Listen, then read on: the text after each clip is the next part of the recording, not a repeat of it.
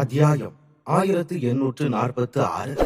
அந்த கும்பலின் தலைவன் வேகமாக முன்னால் நீங்கிக் கொண்டிருந்த போது திடீரென அவன் அருகில் ஒரு குரல் எதிரொலித்து, அடக்கடவுளே, உன்னோட ஆளுங்க எல்லாரும் மண்டைய போட்டானுங்க. இந்த நிலைமையில நீ மட்டும் உயிரோட இருந்தா அவங்க எல்லாம் உன்னையும் என்னையும் தப்பா நினைச்சுக்குவாங்க இல்லையா? அதனால நான் உன்னையும் அவங்க கூடவே அனுப்பி வைக்கிறேன். அங்க போய் வேற யாராவது ஒரு அப்பாவியை பிடிச்சு பயமுறுத்துங்க என்றத. இந்த குரலை கேட்டதும் அந்த தலைவன் திடுக்கிட்டு தன் பார்வையை திருப்பினான். அங்கே அவன் கண் முன்னே ஒரு கருப்பு கவசம் நேராக அவனை நோக்கி முழு வேகத்தில் விரைந்து வந்தது. எல்லாம் மிக வேகமாக நடந்ததால் அவனால் எதற்கும் சரியான பதில் அளிக்க முடியவில்லை. பிறகு உயிரை காக்கும் இறுதி முயற்சியாக தன் உடலில் மீதமிருந்த அனைத்து சக்திகளையும் ஒன்று சேர்த்து அவன் தன்னை பாதுகாக்க முயன்றான். ஆனால் அந்த பயங்கரமான கருப்பு கவசத்தின் முன்னால் அவனது முயற்சிகள் அனைத்தும் பயனற்றவையாக மாறின. பிறகு அடுத்த சில நொடிகளில் அந்த கவசம் முழு வேகத்துடன் அவன் மீது மோதியது. இரு சக்திகளும் மோதிய அந்த நொடியிலே வானத்தை தொடும் அளவுக்கு ஒரு பிரம்மாண்டமான நீரூற்று பீரிட்டு எழுந்தது. தாக்குதலின் அதிர்வால் அந்த தலைவனின் வாயிலிருந்து அடர்ந்த கருப்பு ரத்தம் வழிந்தோடியது. அதே நேரத்தில் இருள் மெதுவாக அவன் பார்வையை மூடத் தொடங்கியது. அதைத் தொடர்ந்து மரணத்தின் சக்தி தன் உடலுக்குள் ஊடுருவி மெதுவாக உயிரை பறித்துக் கொண்டு வருவதை அவன் தெளிவாக உணர்ந்தான். இறப்பதற்கு சற்று முன் அவன் மனதிற்குள் ஒரு கடைசி கேள்வி மட்டும் எழுந்து, ஜீவ மரண வாசலோட கவசம் இந்த பயன்கிட்ட எப்படி வந்துச்சு என்று கேட்டான். அந்த எண்ணத்துடனே அவன் உயிர் பிரிந்தது. அதே நேரத்தில் ஜெயசமரன் அவனது சடலத்தை அமைதியாக பார்த்து கொண்டே தன் கையில் இருந்த கவசத்தை உற்று பார்த்தான். அப்போது அந்த கவசம் கொண்டிருந்த அபரிமிதமான சக்தியை அவனால் உணர முடிந்தது. மனதுக்குள் அதன் வலிமையை அவன் அமைதியாக பாராட்டி கொண்டான். பின்னர் சுற்றுமுற்றும் பார்வையிட்ட ஜெயசமரன், திவான், அந்த இரத்தவெறி பிடிச்ச சுறாக்களோட அடுத்த கும்பல் எங்க இருக்கு என்று கேட்டா. அதற்கு திவான், குரோதன் தலைமையில வடமேற்கு திசையில இருக்கிறாங்க என்றான். அதை கேட்ட ஜெயசமரன் சிரித்துக் கொண்டே, சரி, அப்படின்னா நாம எதுக்காக இங்க இந்த பணங்களை பார்த்துட்டு இருக்கோம் என்று கேட்டான். பிறகு எந்த தாமதமும் இல்லாமல் அவன் மீண்டும் ஒரு பச்சை ஒளியாக மாறி வேகமாக வடமேற்கு திசையை நோக்கி பாய்ந்தான். இப்போது குரோதன் தன் தோழர்களை ஒன்று திரட்டி ஜெயசமரனின் உயிரை முடிவுக்கு கொண்டு வர ஆவலுடன் இருந்ததால் ஜெயசமரனும் அவனது தோழர்களை முழுமையாக அழித்துவிட்டு அவனை தனியாக ஒழிக்க வேண்டும் என்று தீர்மானித்தான். சுமார் அரை மணி நேரம் கழித்து வடமேற்கு திசையை அடைந்ததும் இரத்த வெறி பிடித்த சுறாக்களின் மீது அமர்ந்திருந்த பல வீரர்கள் அவன் கண் முன்னே தோன்றினர். அவர்கள் அனைவரும் உக்கிரமான பார்வையுடன் ஜெயசமரனை பார்த்தனர். ஆனால் ஒரு வார்த்தையும் பேசாமல் ஜெயசமரன் லேசாக புன்னகைத்து ஜீவ மரண வாயிலின் கவசத்தை இறுக்கமாக பிடித்துக் கொண்டான். பிறகு அடுத்த கணமே அவன் மீண்டும் அவர்கள் அனைவரையும் அழிக்க முன்னேறினான். அதைத் தொடர்ந்து சிறிது நேரத்திற்குள் அந்த பகுதியில் இருந்த அனைத்து வீரர்களின் சடலங்களும் ஒன்றன் பின் ஒன்றாக தண்ணீரில் விழுந்தன. அதன் பிறகு ஜெயசமரனும் அமைதியாக அந்த இடத்தை விட்டு சென்றான். தொடர்ந்து முன்னேறிய அவன் குரோதனின் மேலும் 2 சக்தி வாய்ந்த தோழர்களை கொன்றுவிட்டு, இதோட மொத்தம் 4 ஆரம்ப பரமஜீவ நிலையில் இருக்கிறவனுங்க இறந்துட்டானுங்க என்றான். அந்த வார்த்தைகளுடன் அவன் நிற்காமல் முன்னேறி அசுர கடற்பகுதியில் முழுமையான பேரழிவை ஏற்படுத்தினான். அந்த பகுதியில் இருந்த இரத்த சுறா குழு வீரர்களின் அருகில் ஒரு பச்சை ஒளி தோன்றும் ஒவ்வொரு முறையும் ஒருவர் பின் ஒருவராக இறந்து போனார்கள். அப்போது ஜெயசமரனின் கைகளில் இருந்து யாரும் தப்பிக்க முடியவில்லை. இப்படியான ஒரு தலைபட்சமான அழிவை கண்ட குரோதன் தூரத்தில் நின்றபடியே கோபத்துடன், இந்த திமிரு பிடிச்சவன் நம்மளோட தோழர்கள பலரை கொண்டுட்டான் என்று கத்தினான். இதை சொல்லும் போது அவனது பார்வை கடலின் மேல் பகுதியில் நிலைத்திருந்தது. ஏனெனில் அங்கே அவனது பல தோழர்களின் சடலங்கள் நீரில் மிதந்து கொண்டிருந்தன. அந்த காட்சியால் குரோதனின் முகம் சிவந்து வானத்தை நோக்கி கத்த தொடங்கினான். அப்போது அவனது தோழர்களில் ஒருவன் பீதியுடன் ஓடி வந்து, குரோதன், நம்மளோட ஆளுங்க இன்னும் 2 பேர் இறந்துட்டாங்க. இதை வச்சு பார்க்கும்போது அந்த பையன் நம்மளோட 10 ஆரம்ப பரமஜீவ நிலை வீரர்கள்ல 6 பேரை கொடூரமா கொண்டு இருக்கான். இப்ப என்ன பண்றதுனே எங்களுக்கு தெரியல என்றான். அதை கேட்ட குரோதன் பற்களை கடித்தபடியே கடலை சுட்டி காட்டி, 6 பேர் இல்ல, 7 பேர். அந்த தலைகீழ மிதக்கிற உடம்ப பாரு என்றான். அந்த வார்த்தைகளை கேட்டதும் அவர்கள் அனைவரும் ஒரே நேரத்தில் தொலைவில் இருந்த நீரை திரும்பி பார்த்தனர். அங்கே ஒரு வலிமையான சடலம் மெதுவாக மிதந்து கொண்டிருந்தது. அதை பார்த்த கணமே அனைவரின் முகங்களும் வெளிரி போயின. பிறகு பெரிய அச்சத்துடன் அவர்கள் அனைவரும் குரோதனை பார்த்து, அப்படின்னா நம்மள தவிர மத்த எல்லா ஆரம்ப பரமஜீவ நிலை வீரர்களும் இறந்துட்டாங்க. இப்ப நம்ம என்ன பண்றது குரோதன்? இல்ல என்ன பண்ணணும்? நம்மளோட மீதி படை இங்க வர்ற வரைக்கும் எங்கேயாவது போய் ஒளிஞ்சு அவங்க வர்ற வரைக்கும் காத்திருக்கலாமா என்று கேட்டனர். ஆனால் அந்த வார்த்தைகளை கேட்டதும் குரோதன் கோபத்தில் அந்த மனிதனை ஓங்கி அறைந்தான். பின்னர் தன்னுடன் இருந்த மீதமுள்ள வீரர்களையும் பார்த்து, எல்லாரும் எனக்கு பின்னாடி வாங்க. இன்னைக்கு நானே அந்த பையனோட தலைய 1000 துண்டுகளா வெட்டி வீசுறேன். அதை விட்டுட்டு இங்க யாராவது ஓடி போகலாம், ஒளிஞ்சுக்கலாம்னு பேசிட்டு இருந்தா நான் அவனை கொல்றதுக்கு முன்னாடி உங்களை கொன்றுவேன் என்றான். இப்படி சொல்லிவிட்டு குரோதன் தன் சக்திகளை வெளிப்படுத்தியபடியே முன்னேறினார். அதை பார்த்த மற்ற அனைவரும் பயத்தில் அவனை பின்தொடர்ந்தனர். அந்த பயணத்தின் போது யாரும் ஒரு வார்த்தையும் பேச துணியவில்லை. ஏனெனில் அந்த நேரத்தில் குரோதன் உண்மையிலேயே தீவிர கோபத்தில் இருந்தார். பிறகு சில நிமிடங்களில் இரத்தச்சுறா குழுவின் வீரர்கள் அனைவரும் ஒன்றாக அவனை பின்தொடர்ந்து சென்றனர். சுமார் 10 நிமிடங்கள் கடந்த பின் அவர்கள் மெதுவாக நிற்க தொடங்கினர். அப்போது அவர்கள் அனைவரின் பார்வையும் முன்னால் திரும்பியது. அங்கே கடலில் மிதந்த ஒரு சிறிய படகின் மேல் ஒரு ஒல்லியான இளைஞன் கைகளில் ஒரு கருப்பு கவசத்தை ஏந்தியபடி நின்று கொண்டிருந்தான். அந்த நொடியில் அந்த இளைஞன் அவர்கள் அனைவரையும் பார்த்து சிரித்தான். ஆனால் அந்த புன்னகையில் ஒரு இரக்கமற்ற தன்மை மறைந்திருந்தது. இதை கண்ட குரோதனின் கோபம் இன்னும் அதிகரித்து அவன் சத்தமாக, ஏய் தம்பி, நீ உண்மையிலேயே ஒரு பெரிய தந்திரசாலிதான். நான் என்னோட தோழர்களை எல்லாம் ஒண்ணு சேர்த்து உன்னை தப்பிக்க விடாம தாக்கலாம்னு நினைச்சேன். ஆனா நீ நாங்க எல்லாரும் ஒண்ணு சேர்றதுக்கு முன்னாடியே அவங்கள கொன்னுட்ட. உண்மையை சொன்னா இவ்வளவு சின்ன வயசுல நீ இவ்வளவு பெரிய புத்திசாலியா இருப்பன்னு நான் நினைக்கவே இல்லை என்றான். இதற்கு ஜெயசமரன் அமைதியாக, இதெல்லாம் உன்னாலதான் நடந்துச்சு குரோதன். நான் இங்கிருந்து அமைதியா போறேன்னு சொன்னேன். ஆனா உன்னோட இந்த கேவலமான சதியாலதான் இந்த தந்திரமான பாதையை நான் தேர்ந்தெடுக்க வேண்டியதாயிடுச்சு. அப்பவே நீ என்ன அமைதியா போக விட்டிருந்தா இது எதுவுமே நடந்திருக்காது. எதை விதைக்கின்றாயோ அதையே அறுவடை செய்கின்றாய். கடைசியில இந்த பழமொழி உண்மைதான் போல. எப்படி இருந்தாலும் நீயும் என் உயிரை எடுக்கதானே இங்க வந்திருக்க. அதனால உங்களை கொல்றதுல எனக்கு எந்த ஒரு குற்ற உணர்ச்சியும் இல்லை. ஏன்னா நான் இந்த அளவுக்கு கூட இரக்கம் இல்லாம இல்லைன்னா இந்த அசுர கடல்ல இருக்கிற நீங்க எல்லாரும் என்ன அப்படியே உயிரோட கழிச்சு தின்றுப்பீங்க என்றா. இனியாவை தான் காப்பாற்றியதை குரோதன் புரிந்து கொண்டு விட்டான் என்பதை ஜெயசமரன் இப்போது உணர்ந்திருந்தான். இதற்கு முன்பே அவர்கள் ஒருமுறை சந்தித்திருந்தார்கள். அதன் பிறகும் ஜெயசமரன் இந்த பகுதியில் இருந்தது அவனுக்கு சந்தேகத்தை ஏற்படுத்தியது. அந்த சந்தேகம் ஒரு கணம் யோசித்த பின் உறுதியாக மாறியது. ஜெயசமரனின் வார்த்தைகளை கேட்ட குரோதன், இப்போ நீ எங்க இரத்தச்சுறா படையை எதிர்த்து சவால் விட்டுருக்க. இதுக்காக நாங்க உன்னோட சதையை மட்டும் இல்ல, உன்னோட உடம்புல இருக்கிற ஒவ்வொரு பகுதியையும் கடிச்சு திங்க போறோம். அதுக்கப்புறம் உன்னோட நிலைமை மரணத்தை விட மோசமாக போகுது. இன்னும் கொஞ்ச நேரத்துல இந்த செய்தி எங்களோட படைக்கும் போயிடும் என்றார். அதை கேட்ட ஜெயசமரன் சிரித்துக் கொண்டே, நான் எந்த ஒரு வேலையையும் ஒரு சின்ன தடயம் கூட இல்லாம முடிக்க விரும்புறவன். அதனால நான் உங்க எல்லாரையும் கொன்னாலும் இதை யாரு பண்ணதுன்னு யாருக்கும் தெரியாது. உண்மையை சொன்னா இத பத்தி ஒரு சின்ன கிசுகிசுப்பு கூட வெளியே போகாது என்றார். பின்னர் அவன் தன் கையில் இருந்த ஜீவ மரண வாசலின் கவசத்தை இறுக்கமாக பிடித்துக் கொண்டு படகில் காலை பலமாக ஊன்றி முன்னேற தொடங்கினான். அந்த கவசத்தை ஜெயசமரனின் கைகளில் கண்டதும் குரோதனின் முகம் நிறம் மாறியது. அவன் உடனே சத்தமாக, ஜீவ மரண வாசலோட கவசம் உன்கிட்ட இருக்குதா? அப்போ அந்த இனியாவை நீ என்ன பண்ண? அவளை கொண்டு இந்த எல்லையற்ற புதையல அவகிட்ட இருந்து கொள்ளையடிச்சிட்டியா என்று கேட்டான். இதை கேட்ட ஜெயசமரன் முன்னேறி கொண்டே, எல்லாரும் உன்ன மாதிரியே இருப்பாங்கன்னு நினைக்கிறியா? நான் அந்த மாதிரி அற்பமான காரியங்களை பண்றது இல்ல. ஆனா உன்ன மாதிரி கேவலமானவங்களை ஒழிக்க நான் அவளுக்கு உதவி பண்ணுவேன். உண்மையை சொன்னா இந்த கவசத்தை இனியாவே தான் எனக்கு கொடுத்தா என்றா. அந்த வார்த்தைகள் குரோதனின் கண்களில் ஒரு லேசான பதட்டத்தை ஏற்படுத்தின. ஏனெனில் அந்த கவசம் எவ்வளவு சக்தி வாய்ந்தது என்பதை அவன் நன்றாக அறிந்திருந்தான். பிறகு அவன் உடனே ஜெயசமரனை பார்த்து, கொஞ்சம் நில்லு நண்பா. நீ இனியாவையும் இந்த ஜீவ மரண வாசலோட கவசத்தையும் என்கிட்ட கொடுத்துட்டா நீ பண்ண எல்லா பாவங்களையும் மன்னிச்சு உன்னை இங்க இருந்து போக விடுற. அதுக்கப்புறம் நீ எங்க போக விரும்புறியோ நீ அங்க போகலாம். எங்களோட குழு உனக்கு எந்த தீங்கும் பண்ணாது. ஆனா நீ என்னோட பேச்ச கேட்கலன்னா இனி உன்னால ஒரு நாள் கூட நிம்மதியா தூங்க முடியாது. ஏன்னா எங்களோட இரத்தச்சுறா குழு எங்களோட எதிரிகளை ஒரு நாள் சும்மா விட்டதில்ல என்றா. அவன் சொன்னதை கேட்ட ஜெயசமரன் தெளிவாக தலையை அசைத்து எந்த தயக்கமும் இல்லாமல் அதை மறுத்து விட்டான். இதை கண்டதும் குரோதனின் கண்களில் மீண்டும் இரக்கமற்ற தன்மையும் ஒரு பயங்கரமான நோக்கமும் மின்னியது.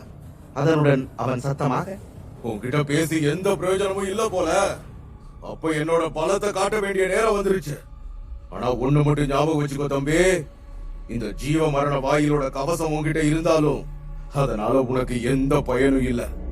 ஏன்னா நீ ஒரு ஆரம்ப பரமஜீவ நிலை வீரன் மட்டும்தான். ஆனா நான் 3 ஆரம்ப பரமஜீவ நிலை சக்திகளை ஒன்னா வச்சிருக்கிற ஒரு உன்னத பரமஜீவி என்றார். இந்த வார்த்தைகள் ஒலித்த அதே தருணத்தில் ஜெயசமரன் கடலின் ஆழத்தில் ஏதோ அசைவதை உணர்ந்தார். பிறகு ஒரு நொடியும் தாமதிக்காமல் அவன் கவசத்தை திருப்பி திடீரென வெளிப்பட்ட அந்த தாக்குதலை எதிர்த்து அடித்தான். அதனால் நீரிலிருந்து பாய்ந்து வந்த சில வீரர்கள் ஒரு சக்தி வாய்ந்த அதிர்ச்சியுடன் மீண்டும் தண்ணீருக்குள் வீழ்ந்தனர். இதை பார்த்த ஜெயசமரன் குரோதனை நேராக பார்த்து, இதுதான் உன்னோட திறமையா? முன்னாடி ரொம்ப தைரியமா பேசிட்டு பின்னாடி ஒரு கோழை மாதிரி திருட்டுத்தனமா தாக்குற, இதுல உன்னத பரமஜீவின்னு பெருமையா வேற சொல்லிக்கிற என்றார். இதை சொல்லும் போதே ஜெயசமரனின் கண்களில் இருந்த கொலை வெறி தெளிவாக தெரிந்தது. மறுபுறம் தனது மறைமுக தாக்குதல் தோல்வியடைந்ததை உணர்ந்த குரோதனின் முகம் உடனே மாறியது. பின்னர் அவன் தன் தோழர்களை ஜெயசமரனை தாக்குமாறு சைகை காட்டினான். அதன்பின் அவனுக்கு பின்னால் நின்றிருந்த பல வீரர்கள் ஒன்றாக முன்னேறி தங்கள் உடல்களிலிருந்து சக்திகளை வெளிப்படுத்தியபடியே ஜெயசமரனை நோக்கி தாக்குதலை தொடங்கினர். ஆனால் ஜெயசமரன் அதனை பெரிதாக கருதவில்லை. அவன் சிறிது ஒருபுறமாக நகர்ந்து ஜீவ மரண வாசலின் கவசத்தை தன் முன்னால் கொண்டு வந்தான். அப்போது ஜெயசமரனை நோக்கி வந்த அனைத்து தாக்குதல்களும் அந்த கவசத்தின் மீது மோதின. உடனே அதிலிருந்து கருப்பு நிற ஒளி வெளிப்பட்டு அந்த தாக்குதல்கள் அனைத்தையும் முழுமையாக தடுத்து நிறுத்தியது. தாக்குதல்கள் தடைபட்டதை உணர்ந்த ஜெயசமரன் திடீரென வேகமாக முன்னேற தொடங்கினார். பிறகு கண்ணிமைக்கும் நேரத்தில் அவன் வீரர்களின் வரிசையை தாண்டி அவர்களின் உயிர்களை பறிக்க ஆரம்பித்தார். அப்போது கவசத்திலிருந்து வெளிப்பட்ட மரண சக்திகள் அந்த வீரர்களுடன் வேகமாக மோதின. அதனால் அவர்களால் சரியான நேரத்தில் தப்பிக்க முடியவில்லை. அந்த ஒளி அவர்களை தொட்ட நொடியில் அவர்களின் உடல்கள் மெதுவாக கருப்பாக மாறி உயிர் அவர்களிடமிருந்து விலகத் தொடங்கியது. சில கணங்களிலேயே அந்த வீரர்கள் சடலங்களாக மாறி கடல் நீரில் ஒன்றன் பின் ஒன்றாக விழுந்தனர். இதற்கிடையில் ஜெயசமரன் மேலும் 2 வீரர்களை கொன்றான். அப்போது திடீரென அவனது தலைக்கு மேலிருந்து சிவப்பு நிறத்தில் ஒளிரும் ஒரு ஆயுதம் வேகமாக தன்னை நோக்கி வருவதை அவன் உணர்ந்தான். அதை உணர்ந்தவுடன் ஜெயசமரன் உடனே அந்த கவசத்தை தன் தலைக்கு மேலே உயர்த்தினான். அடுத்த நொடியில் அந்த ஆயுதமும் கவசமும் நேருக்கு நேர் மோதின. அந்த மோதலால் சக்தி அலைகள் எல்லா திசைகளிலும் பரவி ஒரு பயங்கரமான சத்தம் எழுந்தது. அந்த தருணத்தில் முதல் முறையாக தனது கவசம் ஒரு லேசான குழுக்களுடன் பின்வாங்கியதை ஜெயசமரன் உணர்ந்தான். இருந்தாலும் அவன் விரைவாக தன்னை நிலைநிறுத்திக் கொண்டான். அதே சமயம் அவனை தாக்கிய குரோதனும் சில அடிகள் பின்னால் தள்ளப்பட்டிருந்தான். அதை பார்த்த ஜெயசமரன் புன்னகைத்தபடியே, உன்னோட பலம் உண்மையிலேயே ரொம்ப நல்லா இருக்கு. ஆனா உன் கூட நான் அப்புறமா சண்டை போடுறேன். அதுக்கு முன்னாடி உன்னோட கூட்டாளிகளை முடிச்சிட்டு வந்துடுறேன் என்றார். அந்த வார்த்தைகள் முடிவதற்குள் ஜெயசமரன் ஒரு பச்சை ஒளியாக மாறி அந்த இடத்திலிருந்து மறைந்தான். பிறகு அடுத்த சில நொடிகளில் அவன் தனது கவசத்தின் உதவியுடன் மீதமிருந்த வீரர்களையும் ஒன்றன் பின் ஒன்றாக அழைக்க தொடங்கினான். அந்த காட்சியை பார்த்த குரோதனின் முகத்தில் இருந்த அதிருப்தி மேலும் தீவிரமானது. ஆனால் ஜெயசமரனின் வேகம் அதைவிட பல மடங்கு அதிகமாக இருந்ததால் அவனால் தன் கூட்டாளிகளை காப்பாற்ற எதையும் செய்ய முடியவில்லை. அப்போது ஜெயசமரன் எந்த தடையுமின்றி முன்னேறி கொண்டே இருந்தான். அவன் செல்லும் பாதையில் வந்த அனைவரையும் ஒருவர் பின் ஒருவராக கொன்று கொண்டிருந்தான். இதற்கிடையில் குரோதன் அவனை பிடிக்க முயற்சித்துக் கொண்டிருந்ததால் தன் தோழர்களை அவனால் காப்பாற்ற முடியவில்லை. அதனால் அவன் கண் முன்னே அவன் தோழர்களின் சடலங்கள் ஒன்றன் பின் ஒன்றாக கடலில் விழுந்து கொண்டிருந்தன. இப்போது ஜெயசமரனை தவிர குரோதனும் அவனுடன் இருந்த 3 ஆரம்ப பரமஜீவ நிலை வீரர்கள் மட்டுமே எஞ்சி இருந்தனர். அதே நேரத்தில் அவர்கள் மூவரின் முகங்களிலும் பயம் தெளிவாக தெரிந்தது. ஏனெனில் இவ்வளவு கொடூரமான அழிவை, அதுவும் ஒரு இளைஞனின் கைகளால், அவர்கள் இப்போதுதான் முதல் முறையாக பார்த்து கொண்டிருந்தனர். வெறும் 10 நிமிடங்களுக்குள் அங்கிருந்த இரத்தச்சுரா கும்பலின் கிட்டத்தட்ட அனைத்து வீரர்களையும் ஜெயசமரன் அழித்து விட்டார். ஆனால் அவன் முகத்தில் எந்த உணர்ச்சி மாற்றமும் தெரியவில்லை. மாறாக அவன் குரோதனை நோக்கி அமைதியாக, யாராவது என்னை வற்புறுத்தினா எனக்கு அது சுத்தமா பிடிக்காதுன்னு நான் ஏற்கனவே சொல்லியிருக்கேன். ஆனா நீ அதை கொஞ்சம் கூட கேட்கல. நீ உன்னை ரொம்ப கொடூரமானவன்னு நினைச்சா நான் உன்னை விட ரொம்ப கொடூரமானவன்னு உனக்கு இப்ப காட்டுறேன் என்றான். அத்தியாயம் 1847. ஜெயசமரன் ஒரு கொடூர மிருகமாக மாறி நின்ற காட்சியை உற்று பார்த்து கொண்டிருந்த குரோதன் கடலின் மேற்பரப்பில் மிதந்து கொண்டிருந்த சடலங்களை தெளிவாக கவனித்தான். அடுத்த கணமே அவனது கண்கள் கோபத்தால் சிவந்தன. ஏனெனில் தன் கண் முன்னாலேயே இப்படி ஒரு அழிவு நடந்ததை அவனால் ஏற்றுக்கொள்ள முடியவில்லை. உள்ளுக்குள் கொந்தளித்த கோபத்துடன் அவன் பற்களை கடித்தபடியே ஜெயசமரனை பார்த்து, நீ சொன்ன மாதிரியே என்னோட ஆளுங்களை எல்லாம் கொன்னுட்டியா? அப்படின்னா தயாரா இருந்துக்கோ, இப்ப நீ இறக்க வேண்டிய நேரம் வந்துருச்சு என்று கத்தினான். அப்போது அந்த நொடியில் அவனுக்கு பின்னால் ஒரு மிகப்பெரிய சிவப்பு சுறா தோன்றியது. அது தன் பெரிய வாயை திறந்தவுடன் அதிலிருந்து ஒரு பயங்கரமான உறிஞ்சும் சக்தி வெளிப்பட்டது. அந்த சக்தி கடலில் மிதந்த எண்ணற்ற சடலங்களை தன்னை நோக்கி இழுத்தது. அதைத் தொடர்ந்து அந்த சுறா அவற்றை ஒன்றன் பின் ஒன்றாக விழுங்க தொடங்கியது. அப்போது அதன் கூர்மையான பற்கள் அந்த உடல்களை கிழித்தன. அதனால் அந்த உடல்களில் இருந்த ரத்தம் மழை போல சிதறியது. பிறகு கண்ணிமைக்கும் நேரத்தில் குரோதனின் உடல் சிவப்பு ஒளியால் சூழப்பட்டதாக தோன்றியது. அதே நேரத்தில் அவனிடமிருந்து வெளிப்பட்ட சக்தியும் பல மடங்கு அதிகரித்திருந்தது. அவன் மீண்டும் ஜெயசமரனை பார்த்தபோது அவன் கண்கள் முழுவதும் இரத்த சிவப்பாக மாறியிருந்தன. அதோடு அவன், என்னோட வீரர்கள் இறக்குறதுக்கு முன்னாடி அவங்களோட வார்த்தைகளை நான் கேட்டேன். உன் உடம்போட ஒவ்வொரு துண்டையும் நான் ரசிச்சு ருசிச்சு சாப்பிடணுங்கிறது தான் அவங்களோட கடைசி ஆசையா என்றான். அவனது இந்த வார்த்தைகள் அந்த பகுதி முழுவதும் எதிரொலித்தன. அதனுடன் அளவற்ற சக்திகள் அந்த கடல் பகுதி முழுவதும் பரவத் தொடங்கின. அந்த தருணத்தில் ஜீவ மரண வாசலின் கவசம் ஜெயசமரனின் தோள்களில் இருந்தது. அப்போது அவன் குரோதனை அமைதியாக பார்த்து கொண்டிருந்தான். ஆனால் அந்த சடலங்களை விழுங்கி அவற்றின் சக்திகளை தனக்குள் உறிஞ்சி கொண்டதால் தான் குரோதன் இவ்வளவு வலிமையானவனாக மாறி இருக்கிறான் என்பதை அவன் புரிந்து கொண்டு, இந்த குழு உண்மையிலேயே ரொம்ப விசித்திரமானதுதான். அவனோட சொந்த வீரர்களோட சடலங்களை சாப்பிட அவன் கொஞ்சம் கூட தயங்கல என்று நினைத்தான். பிறகு குரோதன் சத்தமாக சிரித்துக் கொண்டே, டேய், நீ நோண்டின குழியில நீயே விழுந்துட்ட.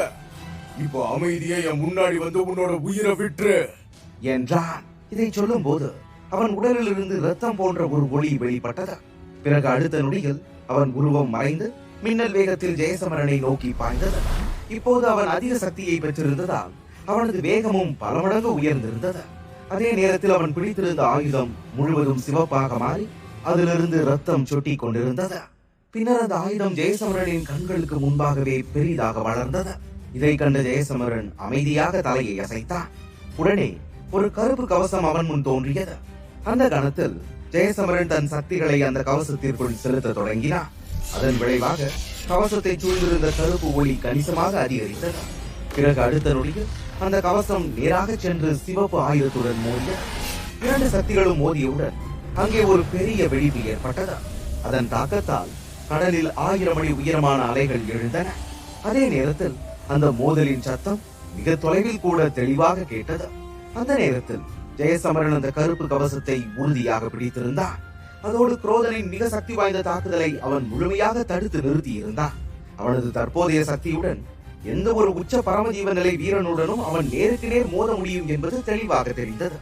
அது மட்டுமல்லாமல் அந்த எல்லையற்ற புதையலான கவசம் அவனிடம் இருந்ததால் குரோதனின் தாக்குதலை அவனால் தாங்கிக் கொள்ள முடிந்தது. பின்னர் ஜெயசமரன் ஒரு சிறிய புன்னகையுடன், நீ இன்னும் எத்தனை பணங்களை முழுங்கினாலும் உன்னால என்ன தோற்கடிக்க முடியாது என்றான். அவன் இதை சொன்ன உடனே அவன் கண்களில் ஒரு கொடிய ஒளி மின்னியது. அதே நேரத்தில் அந்த கவசத்தில் இன்னும் அதிக சக்திகளை செலுத்தியபடியே ஜெயசமரன் வேகமாக குரோதனை தாக்க தொடங்கினான். அந்த சமயத்தில் குரோதன் மிகவும் உக்கிரமாக தோன்றினான். அப்போது அவன் தன் உடலிலிருந்து அளவற்ற சக்திகளை வெளிக்கொணர்ந்து அவற்றை தனது ஆயுதத்திற்குள் ஊற்றினான். அதனால் அவனது ஆயுதம் மேலும் சக்தி வாய்ந்ததாக மாறியது. இதன் மூலம் ஜெயசமரனின் கவச தாக்குதலை அவனால் தடுக்க முடிந்தது. மீண்டும் ஒரு முறை அந்த இரண்டு சக்தி வாய்ந்த ஆயுதங்களும் ஒன்றுடன் ஒன்று மோதின. அந்த மோதலிலிருந்து எழுந்த சக்தி அலைகள் சுற்றிலும் பரவின. அப்போது அவர்கள் இருவரின் வேகமும் மிக அதிகமாக இருந்தது. அதே நேரத்தில் அவர்களின் உடல்களிலிருந்து அளவற்ற சக்திகள் தொடர்ந்து வெளிப்பட்டுக் கொண்டிருந்தன. முந்தைய மோதலுக்கு பிறகும் இவ்வளவு சக்தியை பெற்ற பிறகும் தன்னால் ஜெயசமரனை வெல்ல முடியவில்லை என்பதை இப்போது குரோதன் மெதுவாக உணரத் தொடங்கினான். அந்த உணர்வுடன் அவன் முகத்தின் நிறம் மெதுவாக மாறியது. ஏனெனில் ஜெயசமரனின் சொந்த சக்திகளே அவன் எதிர்பார்த்ததை விட மிக அதிகமாக இருந்தன. அதனுடன் அந்த எல்லையற்ற புதையலின் சக்தியும் சேர்ந்ததால் ஜெயசமரன் இப்போது அதீத சக்தி கொண்டவனாக மாறியிருந்தான். இந்த நிலையில் ஜெயசமரன் அவனுக்கு சிறிதும் அவகாசம் கொடுக்க விரும்பவில்லை. அதனால் அவன் மீண்டும் குரோதனை தாக்கினான். அந்த சக்தி வாய்ந்த தாக்குதலால் குரோதன் சில அடிகள் பின்னால் சென்று தடுமாறி கீழே விழுந்தான். அது மட்டுமல்லாமல் ஜீவ மரண வாயிலின் கவசத்திலிருந்து வெளிப்பட்ட மரண சக்திகளிலிருந்து அவன் மயிரிழையில் தப்பித்தான். இந்த நிலையை உணர்ந்த குரோதனின் முகத்தில் பயம் தெளிவாக தோன்றியது. அதை மறைக்க முயன்றபடியே அவன், ஏய் தம்பி, அந்த எல்லையற்ற புதையலை கையில வச்சுக்கிட்டு தான் நீ உன்னை ரொம்ப சக்தி வாய்ந்தவன் வெளியே சொல்லிக்கிறியா? உனக்கு தைரியம் இருந்தா அது இல்லாம என் கூட சண்டை போட பார்க்கலாம். அப்போ தெரியும் யாரு உண்மையான வீரன்னு என்றான். அவன் வார்த்தைகளில் இருந்தே அந்த கவசத்தின் மரண சக்திகளை பார்த்த குரோதன் மிகவும் பயந்திருந்தது தெளிவாக தெரிந்தது. அதனால் தான் அந்த கணத்தில் அவன் தன்னை மிகவும் உதவியற்றவனாக உணர்ந்தான். ஆனால் அவனது வார்த்தைகளை கேட்ட ஜெயசமரன் சத்தமாக சிரித்தான். பின்னர் அவன், ஓ அப்படியா, இப்போ நீ இப்படி சண்டை போட விரும்புற? ஆனா ரத்தச்சுரா குழுவை சேர்ந்தவங்க எப்போது இவ்வளவு நேர்மையானவங்களா மாறினீங்க? நீயும் உன்னோட கூட்டாளிகளும் ஒன்னா சேர்ந்து என்னை சுத்தி வளைச்சு கொள்ள ரகசியமா ஒரு திட்டம் போட்டீங்களே, அப்போ உங்களோட இந்த நேர்மை எங்க போச்சு என்று கேட்டான். இதை கேட்டதும் குரோதனின் முகம் கோபத்தில் சிவந்து போய், ஏய், நீ என்ன நினைக்கிற? உன்னை என்னால கொல்ல முடியாதுனா? உன்கிட்ட மட்டும்தான் அந்த மாதிரி ஒரு சக்தி வாய்ந்த எல்லையற்ற புதையல் இருக்குதுன்னு நினைச்சு எந்த தப்பும் பண்ணாத என்று கத்தினான். ஆனாலும் கூட அந்த நேரத்தில் குரோதனின் கண்களில் ஒரு சிறிய தயக்கம் தெரிந்தது. பிறகு அடுத்த நொடியில் பற்களை கடித்தபடியே அவன் தன் முஷ்டிகளை இறுக்கினான். அவ்வாறு செய்ததும் அவன் அருகே ஒரு சிவப்பு பெட்டி தோன்றியது. அதை திறந்தவுடன் அதிலிருந்து ஒளிரும் ஒரு சிவப்பு பொருளை அவன் வெளியே எடுத்தான்.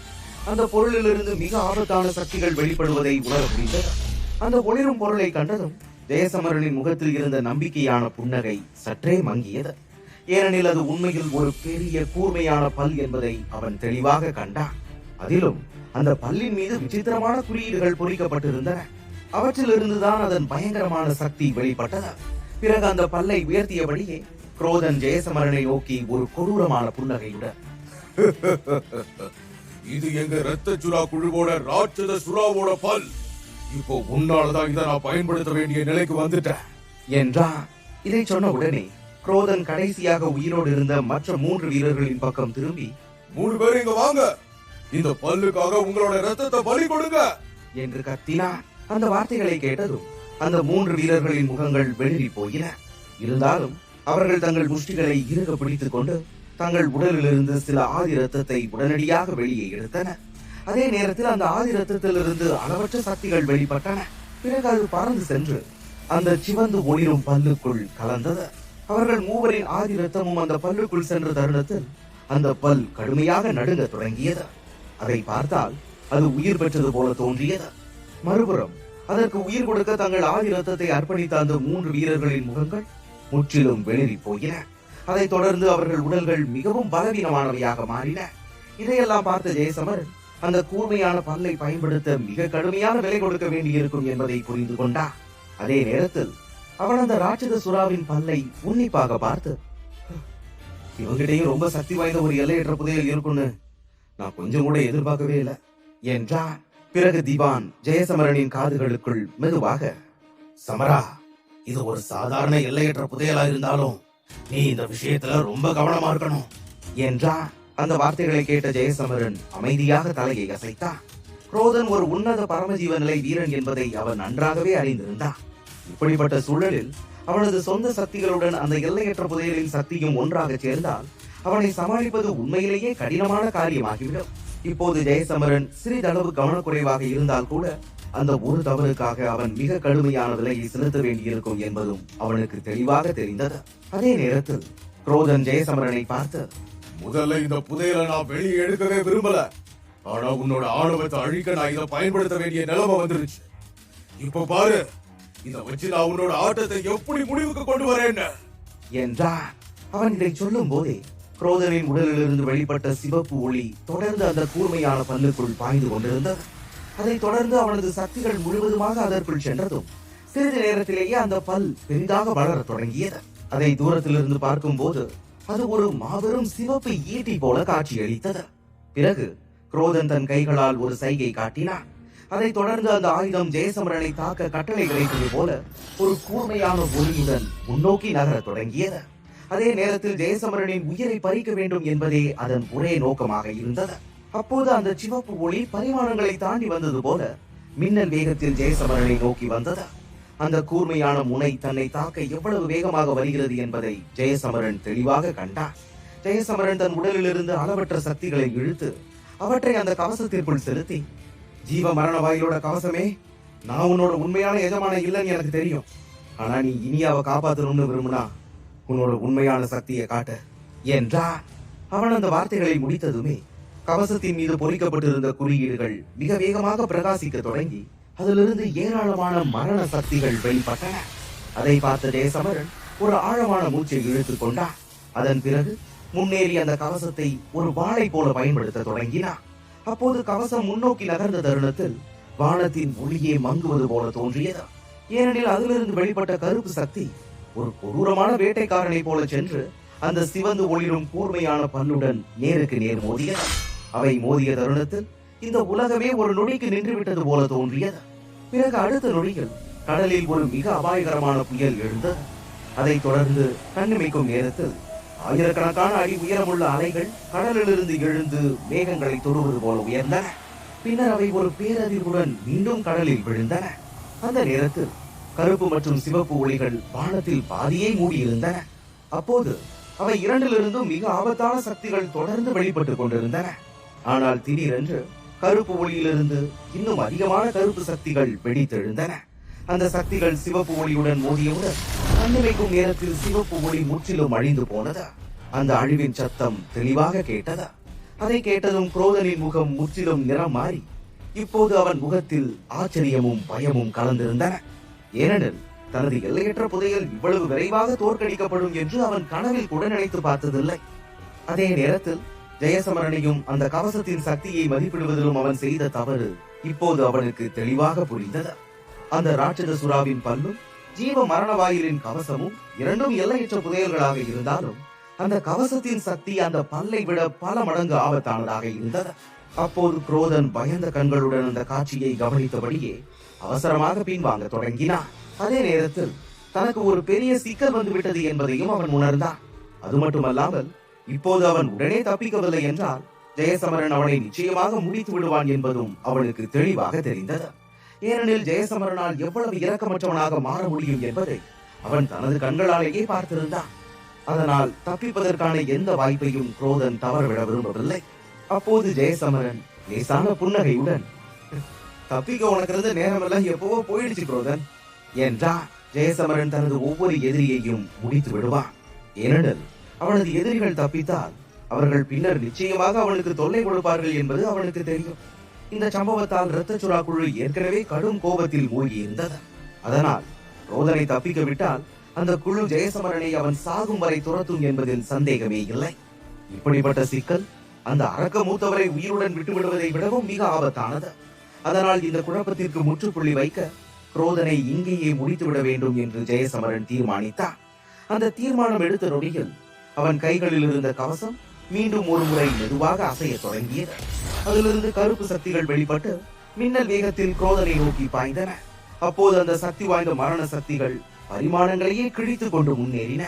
அவை தன்னை நோக்கி வருவதை கண்ட குரோதன் தன் உயிருக்காக கெஞ்ச தொடங்கி நடுங்கும் குரலில், தம்பி இங்க பாரு, ஒரு நிமிஷம் நில்லு. நாம எதுவா இருந்தாலும் பேசி தீர்த்துக்கலாம். சரி, எனக்கு உன் மேல எந்த பிரச்சனையும் இல்ல, போதுமா? இதோட நிறுத்திக்கலாம் என்றான். ஆனால் ஜெயசமரன் அந்த கெஞ்சல்களை முற்றிலும் புறக்கணித்து விட்டு பரிமாணங்களை பிளந்து பின்வாங்கிக் கொண்டிருந்த குரோதனை நோக்கி அந்த கருப்பு மரண சக்தி நெருங்கி செல்வதை அவன் அமைதியாக கவனித்தான். இறுதியில் எப்படியாவது தன்னை காப்பாற்றிக் கொள்ள வேண்டும் என்ற எண்ணத்தில் குரோதன் தயக்கத்துடன் தன் உடலில் இருந்த அனைத்து சக்திகளையும் வெளிப்படுத்தினான். அந்த நொடியில் தன் உடலை வலுப்படுத்துவதற்காக அவனது உடல் ஒரு சுறாமீனை போல மாறியது. ஆனால் அந்த கருப்பு மரண சக்தியின் முன் அவனது வலிமையான உடலும் ஒன்றுமில்லாததாகிவிட்டது. பிறகு அந்த சக்தி நேராக வந்து அவனது உடலில் சென்று மோதியது. அடுத்த நொடியில் அது அவனது உடலுக்குள் ஊடுருவி வெளியே சென்றது. அந்த தருணத்தில் குரோதனின் உடல் அங்கேயே உறைந்து நின்றது. அத்தியாயம் 1848. வானத்தில் உறைந்து போயிருந்த குரோதன் தன் பார்வையை தாழ்த்தி பார்த்தபோது பயத்தால் அவனது கண்கள் பெரிதாக விரிந்தன. ஏனெனில் அவனது மார்பில் ஒரு பெரிய ஓட்டை உருவாகி இருந்தது. அப்போது அதிலிருந்து கருப்பு நிற ரத்தம் பீரிட்டு வெளியேறி கொண்டிருந்தது. ஆனால் அதைவிட பயங்கரமான விஷயம், அவன் தன் உடலுக்குள் மரணத்தின் சக்திகளை உணர தொடங்கியதுதான். அந்த மரணத்தின் சக்திகள் அவனது உடலை மிக வேகமாக அழிக்க தொடங்கின.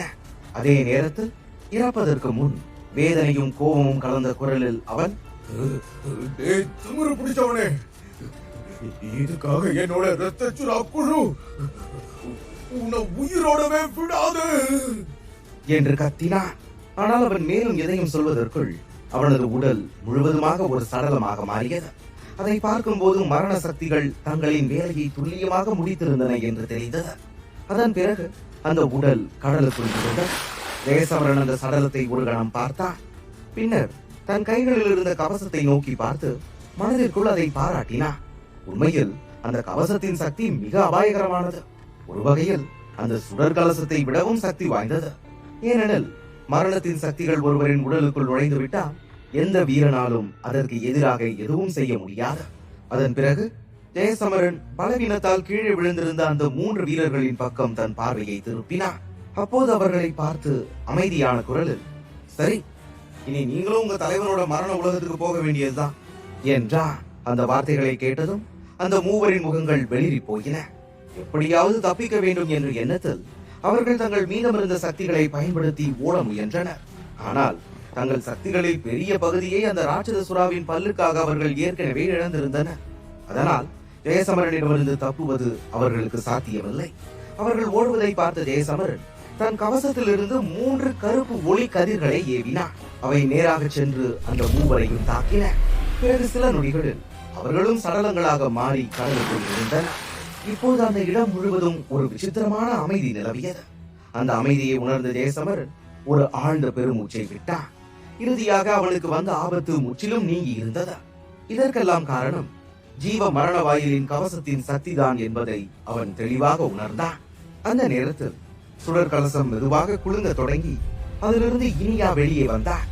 பிறகு அவள் சுற்றிலும் நடந்ததை ஒரு பார்வை பார்த்துவிட்டு முகத்தில் ஒரு இனிய புன்னகையுடன் ஜெயசமரனிடம், சமரணனா, நீங்க உண்மையிலேயே ரொம்ப பெரிய அற்புதம் பண்ணிட்டீங்க என்றாள்.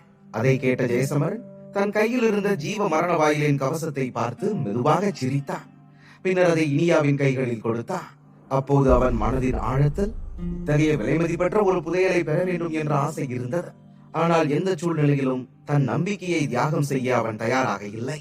கவசத்தை பெற்றுக்கொண்ட இனியா சிறிது தயங்கியபடி ஜெயசமரனிடம், சமரணனா, ஜீவ மரண வாயிலோட கவசம் ஒரு புறம் இருக்கட்டும், இதை விடவும் அதோட வாயில் தான் ரொம்ப சிறப்பானதுன்னு எங்களோட பிரிவு நம்புது.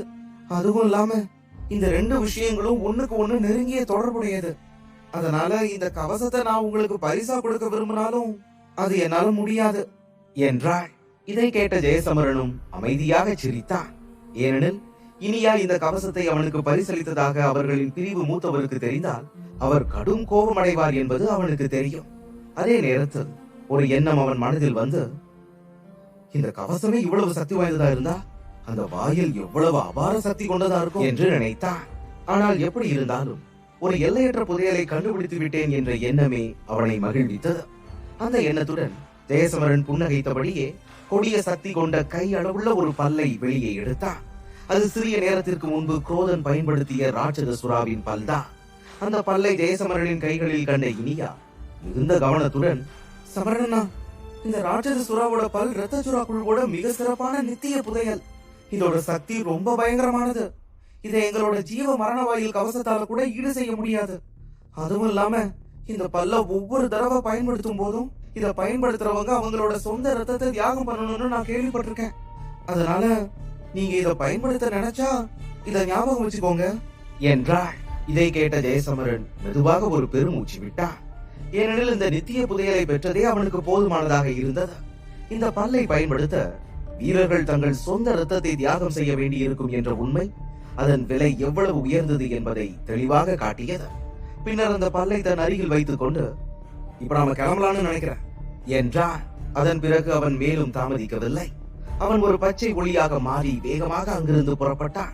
அவன் செல்வதை கண்ட இனியா அமைதியாக அவனை பின்தொடர்ந்தாள். அவர்கள் சென்ற பிறகு அந்த கடல் பகுதி மீண்டும் முழுமையான அமைதியில் மூழ்கியது. அங்கு நடந்த உக்கிரமான போருக்கு சாட்சியாக கடலில் மிதந்த சில சடலங்களே இருந்தன. மறுபுறம் அசுர கடலில் அமைந்திருந்த நித்திய நகர் பகுதி மிகவும் விசித்திரமான இடமாக இருந்தது. அது மற்ற எல்லா பகுதிகளுடனும் இணைக்கப்பட்டிருந்ததோடு மட்டுமல்லாமல் பல இடங்களிலிருந்து கொண்டு வரப்பட்ட விலைமதிப்பற்ற பொக்கிஷங்களையும் தன் அகத்தை கொண்டிருந்தது. இதுவே அந்த பகுதியின் நிலையை வான்மண்டலம் போன்ற இடங்களை விடவும் உயர்ந்த நிலைக்கு கொண்டு சென்றிருந்தது. ஏனெனில் அந்த பகுதி உண்மையில் ஆயிரக்கணக்கான சிறிய தீவுகளால் ஆனது. அதை ஒரு கண்டம் என்று அழைப்பதில் கூட தவறில்லை. இந்த பகுதியில் மிகவும் சக்தி வாய்ந்த பிரிவு வான் வர்த்தக பிரிவே ஆகும். அதன் பலம் வான்மண்டல பகுதியின் 2 வலிமையான குழுக்களை விட சற்றே அதிகமாக இருந்தது. இதனால் அசுர கடல் முழுவதும் அந்த குழு பெரும் புகழை பெற்றிருந்தது. வான் வர்த்தக குழுவின் மேற்பார்வையின் கீழ் நித்திய நகர் பகுதி முன்பை விட மிகவும் சிறப்பாக வளர்ந்திருந்தது. அதனால் புதையல் கிடைக்கும் என்ற நம்பிக்கையில் எண்ணற்ற பயணிகள் எல்லா திசைகளிலிருந்தும் வந்து தங்களுக்கு விருப்பமான புதையலை பெற முயன்றனர். அந்த புதையல்களுக்கு பணம் செலுத்த அவர்களிடம் பரமஜீவ மாத்திரைகள் இருக்க வேண்டும் என்பதே ஒரே நிபந்தனை. இத்தகைய சூழ்நிலையில் இரத்த வெறி பிடித்த சுறா வீரர்களை அழித்த பிறகு ஜெயசமரனும் இனியாவும் அங்கு நிற்கவில்லை. அவர்கள் நேராக நித்திய நகர் பகுதியை நோக்கி சென்றனர். ஏனெனில் அங்குதான் வான் வர்த்தக ஏலம் நடைபெறவிருந்தது. அதில் ஜெயசமரனுக்கு பெரும் லாபம் கிடைக்கும் வாய்ப்பு இருந்தது. அதனால் எந்த விலை கொடுத்தாலும் ஏலத்திற்கு முன்பே அங்கு சென்று சேர வேண்டும் என்று அவன் எண்ணினான். அவர்களுடைய பாதையில் எந்த தடைகளும் இல்லாததால் பயணம் சீராக முடிந்தது. 5 நாட்கள் பயணம் செய்த பிறகு ஒரு பெரிய தீவு அவர்களுக்கு முன்னால் தோன்றியது. அதன் வானம் பரபரப்பாக காணப்பட்டது. அதே நேரத்தில் தீவின் உள்ளே எண்ணற்ற ஒளிகள் இடையராது அசைந்து கொண்டிருந்தன. அந்த காட்சியை கண்ட இனியாவின் கண்கள் ஆச்சரியத்தில் விரிந்தன. அப்போது அவள் முகத்தில் அளவற்ற மகிழ்ச்சி தெளிவாக தெரிந்தது. அதை பார்க்கும் போது இவ்வளவு பரபரப்பை அவள் இதுவரை கண்டதில்லை என்பது வெளிப்படையாக தெரிந்தது. இதற்கிடையில் ஜெயசமரனும் ஆழ்ந்த ஆச்சரியத்தில் மூழ்கி இருந்தான். ஏனெனில் இதற்கு முன்பு அவன் அசுர கடலில் ராஜ் தீவு மற்றும் சூரியபுர தீவுகளுக்கு மட்டுமே சென்றிருந்தான். அவை பெரியவையாக இருந்தாலும் நித்திய நகர் பகுதியுடன் ஒப்பிட்டால் அவை ஒன்றுமே இல்லை. பிறகு சிறிது நேரம் கழித்து ஜெயசமரன் பெருமூச்சு விட்டு, நம்ம நேரா இந்த பகுதியோட மிகப்பெரிய நகரமான நித்திய நகரத்துக்கு போகலாம் என்றான். அவன் சொன்ன வார்த்தைகள் இனியாவின் மனதில் ஒரு கேள்வியை எழுப்பின. அதனால் அவள் உடனே, சமரண்ணா, அப்படின்னா நீங்களும் வான் வர்த்தக ஏலத்துக்காக தான் இங்க வந்திருக்கீங்களா என்று கேட்டார். ஏனெனில் அந்த ஏலம் அசுர கடல் முழுவதும் மிகவும் பிரசித்தி பெற்றிருந்தது. அதனால் இனியா அதை பற்றி முன்பே கேள்விப்பட்டிருந்தாள். அதே நேரத்தில் ஜெயசமரனும் அவள் கேள்விக்கு ஆமாம் என்று தலையசைத்தான். அதன் பிறகு அவனது கவனம் இயல்பாகவே அந்த ஏலத்தில் விற்கப்படும் பொருட்களையும் அவற்றுக்கு தேவைப்படும் விலையையும் நோக்கி மாறியது. இத்தகைய சிறப்பு ஏலத்தில் தனக்கு பிடித்த எந்த பொருளாக இருந்தாலும் அதற்காக ஒரு பெரிய விலை கொடுக்க வேண்டி இருக்கும் என்பதை அவன் நன்றாகவே அறிந்திருந்தான். அந்த விலை வேறெதுவும் அல்ல, பரமஜீவ மாத்திரைகள் தான். ஆனால் துரதிருஷ்டவசமாக ஜெயசமரனிடம் அதிக அளவில் பரமஜீவ மாத்திரைகள் இல்லை. இது வீரர்கள் அதிகாரத்திற்காக நேரடியாக மோதிக்கொள்ளும் ஒரு பண்டைய போர்க்களம் அல்ல. அதனால் இங்கு எந்த குழுவாவது தங்கள் பலத்தை சோதிக்க முயன்றாலே வான் வர்த்தக குழு அவர்களை உடனே வெளியேற்றிவிடும்.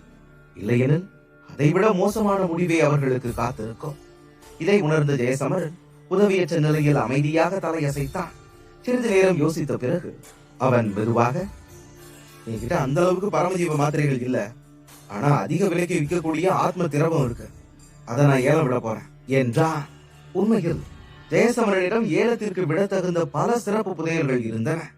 ஆனால் அவற்றை பொதுமக்களுக்கு வெளிப்படுத்த அவன் விரும்பவில்லை. அதனால் ராஜ் தீவிலிருந்து அவன் எடுத்த ஆதி ஆத்ம திரவத்தையே ஏலம் விட முடிவு செய்தான். இந்த திரவம் 9ஆம் நிலை நிரஞ்சன யோகி நிலையை அடைந்து பரமஜீவ நிலைக்கு மாற விரும்புபவருக்கு அளவிட முடியாத உதவியாக இருக்கும்.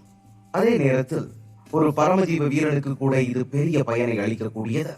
ஜெயசமரனிடம் பரமஜீவ மாத்திரைகள் போதுமான அளவில் இருந்திருந்தால் இவ்வளவு அரிய பொருளை அவன் ஒருபோதும் ஏலமிட முடிவு செய்திருக்க மாட்டான். பிறகு மனதில் ஒரு சிறிய தயக்கத்துடன் ஜெயசமரன் இனியாவுடன் சேர்ந்து நித்திய நகரத்தை நோக்கி புறப்பட்டான். நித்திய நகர் பகுதி மிக பறந்து விரிந்திருந்ததால் அவனிடம் வேகம் இருந்த போதிலும் நகரத்தை அடைய அவனுக்கு அரை நாள் ஆனது. அப்போது நகரம் முழுவதும் ஒரு மஞ்சள் நிற கவசத்தால் சூழப்பட்டிருந்தது. அந்த கவசத்திலிருந்து வெளிப்பட்ட சக்தி அது மிக ஆபத்தானது என்பதை ஜெயசமரனை உணர வைத்தது. ஆனால் அந்த கவசம் யாரையும் உள்ளே நுழைய விடாமல் தடுக்கவில்லை. அதனால் மற்ற பயணிகளை பின்தொடர்ந்தபடியே ஜெயசமரன் அந்த கவசத்திற்குள் நுழைந்தான். உள்ளே சென்றதும் அவனது பார்வை தானாகவே நகரத்தின் மைய பகுதிக்கு சென்றது. அங்கே ஆயிரக்கணக்கான அடி உயரமுள்ள ஒரு கருப்பு கட்டிடம் நிமிர்ந்து நின்றது. அதிலிருந்து வெளிப்பட்ட சக்தியை யாரையும் நடுங்க வைக்கக்கூடியதாக இருந்தது. இத்தனை சக்தி வாய்ந்த கட்டிடம் வான் வர்த்தக பிரிவுக்கே சொந்தமானதாக இருக்க முடியும் என்பதில் சந்தேகமே இல்லை. சில கணங்கள் அதை உன்னிப்பாக கவனித்த போது அதன் உள்ளே மிகவும் சக்தி வாய்ந்த மனிதர்கள் சிலர் இருப்பதை ஜெயசமரன் உணர்ந்தார். ஆனால் அவர்கள் வெளிப்படையாக தெரியவில்லை. மறைந்திருந்து அனைத்தையும் கண்காணித்துக் கொண்டிருந்தனர். அந்த நேரத்தில் ஜெயசமரனின் மனதில் ஒரு எண்ணம் தோன்றி அவன் மெதுவாக, இவ்வளவு சக்தி வாய்ந்த பிரிவுல குறைஞ்சது சில இந்திரஜித் வீரர்கள் இருக்கணும் என்றார். உண்மையில் ஒரு பிரிவு வலிமையானதாக கருதப்பட வேண்டும் என்றால் இந்திரஜித் நிலை வீரர்கள் இருப்பது அவசியமான ஒன்று. தொண்டைமான் பிரிவின் 3 தலைவர்களும் இந்த நிலையை அடைந்தவர்களாக இருந்தனர். அதே நேரத்தில் யாவர் பிரிவிலும் குறைந்தது 2 இந்திரஜித் வீரர்கள் இருந்தனர். அசுர கடலின் சக்தி தரவரிசைகளை வைத்து பார்த்தாலும் இத்தகைய பலம் சாதாரணமானது அல்ல. இதற்கிடையில் ஜெயசமரனுக்கு அருகில் நின்ற இனியா, சமரனா, வான்வர்த்தக பிரிவோட தலைவர் கூட ஒரு இந்திரஜித் வீரர் தான். ஒரு தடவை ஏதோ ஒரு புதையலை தேடி அவர் எங்க பிரிவுக்கு வந்தது எனக்கு நல்ல ஞாபகம் இருக்கு. ஆனா என்னோட தாத்தா அவரை அடிச்சு துரத்திட்டாரு என்றாள். அதே நேரத்தில் ஒரு இந்திரஜித் நிலை வீரனை துரத்தும் அளவுக்கு அழியா புனிதமின் பிரிவு உண்மையிலேயே சக்தி வாய்ந்தது என்பதையும் புரிந்து கொண்டாள். அதைத் தொடர்ந்து ஜெயசமரனும் இனியாவும் சுமார் 10 நிமிடங்கள் நடந்தனர். அதன் பிறகு அவர்கள் அந்த கருப்பு கட்டிடத்தை அடைந்தனர். அந்த நேரத்தில் அங்கு பெரிய கூட்டம் கூடியிருந்தது. அதனால் சத்தமும் பரபரப்பும் எல்லா திசைகளிலும் பரவி கொண்டிருந்தன. அப்போது அருகில் உள்ள கடைகளுக்குள் மக்கள் நுழைந்து பொருட்களுக்கு பேரம் பேசுவதையும் காண முடிந்தது.